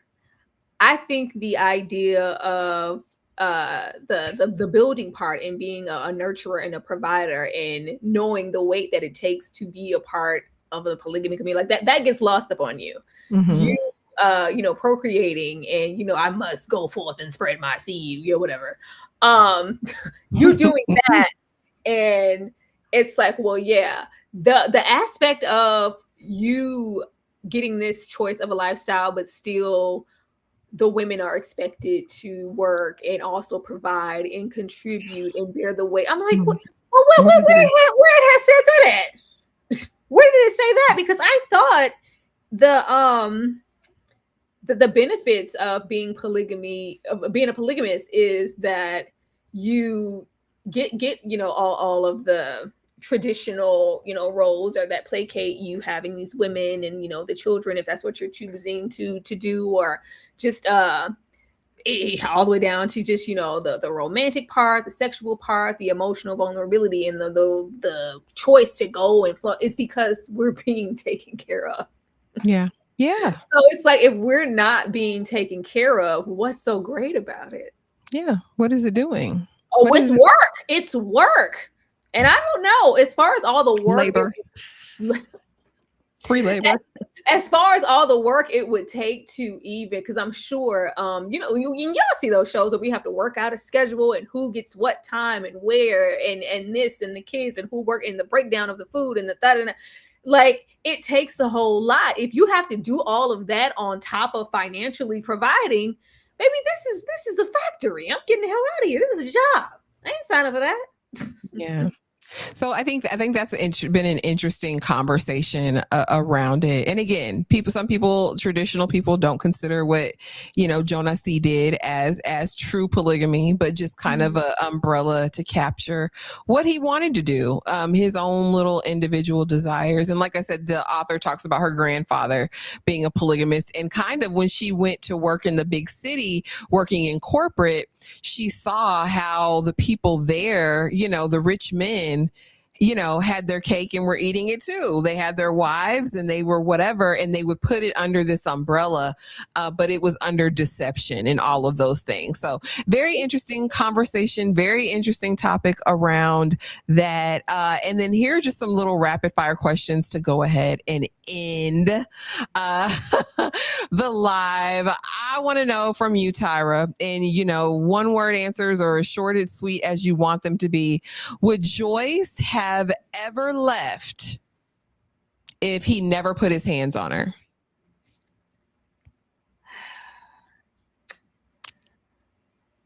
Unfortunately, I think she would have endured a bit longer. I can't attest to. It felt like that was just the tipping point, and it's like, oh, this is because she was so accustomed to the enduring and the cheating and all of those things, or even just the emotional abuse. I think the physical abuse was just a tad step too far. And as long as she was going on, I don't think, because I thought the tipping point would have been Essie in the how many years, and she was even then it was like, well, you know what, this is what fine. I'm not happy about it. I'm embarrassed as hell per usual. So it feels like she was gonna stay. Okay. Next, Essie or Joyce? Who wasted more years? Essie. Essie going on down to this day, going to put flowers every Sunday. She go put fresh flowers on Jonasi's gravesite. She that's her man. She doesn't know anything outside of that. Joyce had even before he rolled his ass up to the book sign. I said, if you don't get, he's like, oh, didn't you hear me? And I said, oh, get him out of here, falling apart. Even then, those moments, she was still trying to prioritize his needs and his wants. She gonna love and miss that man forever. And she was there from the very beginning, protecting him, shielding his body, down and at the playground and whatnot. So definitely Essie. That's what she was. Is Magesh a victim too, or a co-conspirator? He hid Essie for decades. It gave co-conspirator for quite some time, but once he just became a sister wife, I was like, well, damn. it felt like he was just even down to when he was at his weakest and he was the illest, and it was like, you need this money, Marcus. It's like, well, actually, I'm okay. I'm living my life. I'm good. I don't need that. And then he go and get the kids, and do you see where he came from? And this is all you got to think about. Like, he was just as encapsulated as the women. Like, I'm gonna go with victim. Unfortunately, I'm in the middle. Thank you so much, Rosesbud. Good to see you, sis. Thank you for the $10 super chat. Thank you, ladies, for covering this question. What does this show have that Tyler Perry is missing? I'll go first because I really, really feel like, and we've talked about this before on numerous occasions, Tyler Perry always writes his women a certain way. They're very one note. They're very just ready for punishment in most of his storylines. I don't want to say Tyler Perry doesn't understand women, but I don't. I I think that there's a blockage or issue when he writes the female characters in his stories. And I feel like Sue had a great take on each of these women because I feel like they were all so complex. Like, I don't feel like any of them were one note. Like, we understood motivations, but we could also sit with the idea of what created those motivations, how they got from point A to point B.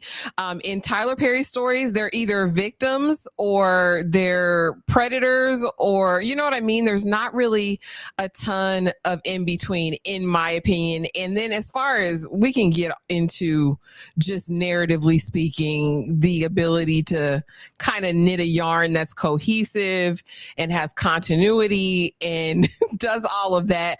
I think this was just well done.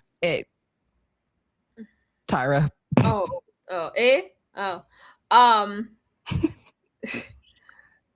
have been many of projects where, well, it's like, well, Tyler didn't have enough time. Like, no, you will get the same 20 episodes and the pacing because we don't know how to write cohesively enough to move from point A to point B in a 20 episodic series and really keep momentum up. It's so slow. And so it's nauseating to the point that you're like, oh my God, I didn't feel the need to fast forward or like time is being wasted, or it was very compelling all the way through. And I think, first of all, the acting was great. That's good. The acting was really, really good. We didn't take any shortcuts because, this is, some over the top telenovela, super South African stories type of, we don't need to really commit narratively to having qualified or capable actors here, give any budget real, towards, wardrobe or, set design or really trying to build an atmosphere. It's just like, no, y'all got a week to shoot. And then there's no depth to the characters. Like, if you're evil, like the way we wouldn't have gave if girl would have gave Jonasi nothing, he would have just been wicked the entire time. It just goes all the way around. It goes to 100 to where, because at least with Jonasi, you could see, I could see why even after all of that, they would stick around or they would want to be with him in the first place or what he has to offer.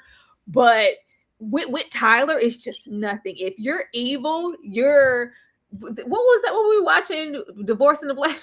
Oh God! I was like, why would you ever want to be? God damn it, Corey! Like, you're just terrible. Or even if we have like a Matipa, if you're a Madonna or a whore artist, you're a hoe. You just super hoe 24/7, and you don't have like. Can she do anything? Like, it's just to the max, and there's nothing else or no nuance or gravitas to add to any of these characters. In the whatever show or movie, it suffers for it, unfortunately.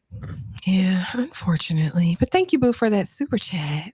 Tyra, the white outfits, and drop it in the chat as well. Please feel free to respond. The white outfits, genius costuming or heavy-handed symbolism? Because it wasn't just the white outfits. It was also the red and the hot pinks in Matipa. It was yeah. Absolutely. I said, you Jezebel, you go put those reds on, those fire. I said there's no reason for her to be laced in this red. Not at this event. The way they had Matipa and all that red 24/7, and then Joyce and her, because she's just so I'm pure white as the innocent snow. I'm the victim here. I'm a victim. Like her and that white baby, she had those whites on. I think it was very, and even into an Essie and how eccentric and how kind of loud her personality could be. Her wardrobe also reflected that. I think the costume choices were very, very selective, and there was some thought put into it. I don't think it was just, just for sake. No, they were trying to say something without saying it. Costuming matters. Costuming matters. They were. It does. Colors matter. I saw like the richness of Essie's colors, like the golds and the oranges, and it felt like warm, and it felt like close to home, and it felt like comfortable. Then you had the white, then you had the red, and then, honey, you had Lindani, just fine, just for no reason. But now let's get over here. If Sue Nyathi's publishers could see Netflix numbers now, those ones that rejected her in 2012, what would they say, Tyra?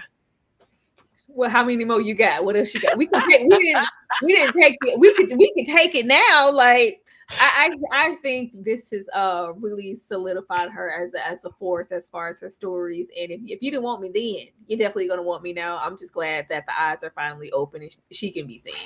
Absolutely. And I'll be sure to drop the other books in my description after the live, or go back to that slide, because she has 3 more books that are currently out and she's working on some as we speak. So keep an eye out for Sue. Like you said, a great storyteller. Just from this adaptation, I can tell I'm actually adding this book, The Polygamist. I'm going to read it, honey, because I need to know what you said in that book, girl, in 2012. And so finally, could you sit through a 20th anniversary party knowing what Joyce knew, Tyra? Could you sit through it? Oh, no. No, that's when you knew Joyce was built different and she was in this for the long haul. I would never want to, but she chose to because she said, "This is my man, not yours." She said, "I don't give a damn what he did. This is my husband. I won this prize. I worked for it." And on that note, sister, keep your prize, because don't nobody else want it but you. But you guys, 2 hours and 47 minutes later, that was The Polygamist. And this is the books, if you need to screenshot this page to see An Angel's Demise, A Family Affair, The Gold Diggers, and of course, The Polygamist. These are her current books. All, I believe, are available on Amazon and maybe even some on Audible. So be sure to check her out. But y'all, that was The Polygamist. That's what we got for it. If you haven't checked out my upload, please go check out that upload. It's a good 30-some minutes. Add this to that, put it on a playlist, enjoy it. Be sure to like, comment, subscribe on both channels, do all of those things. But Tyra, before we get out of here, what you got going on? Any final thoughts on The Polygamist? Let people know. Man, if you're gonna sleep around, just wear some protection, all right? just strap up, please. Come on, put a hat on your Jimmy, please. Can you do that, Jonasi? But as far as I'm concerned, be sure to join me tomorrow. I will be getting into the latest episode of Raising Kanan, which is always a good time. If you are watching Raising Kanan and you're loving it and you want to hear my raggedy commentary, please join me tomorrow for that. But thank you guys so much for watching and supporting us for this 3 hours. That's commitment. We appreciate y'all. Thank y'all. But yeah, that's all I got for it. Thank you for coming through. Thanks for the support. Thanks for the super chats. Thanks for the jewels, all of the things. We appreciate you so much. And yeah, we will see y'all in the next video. Have the most amazing night and have a good weekend.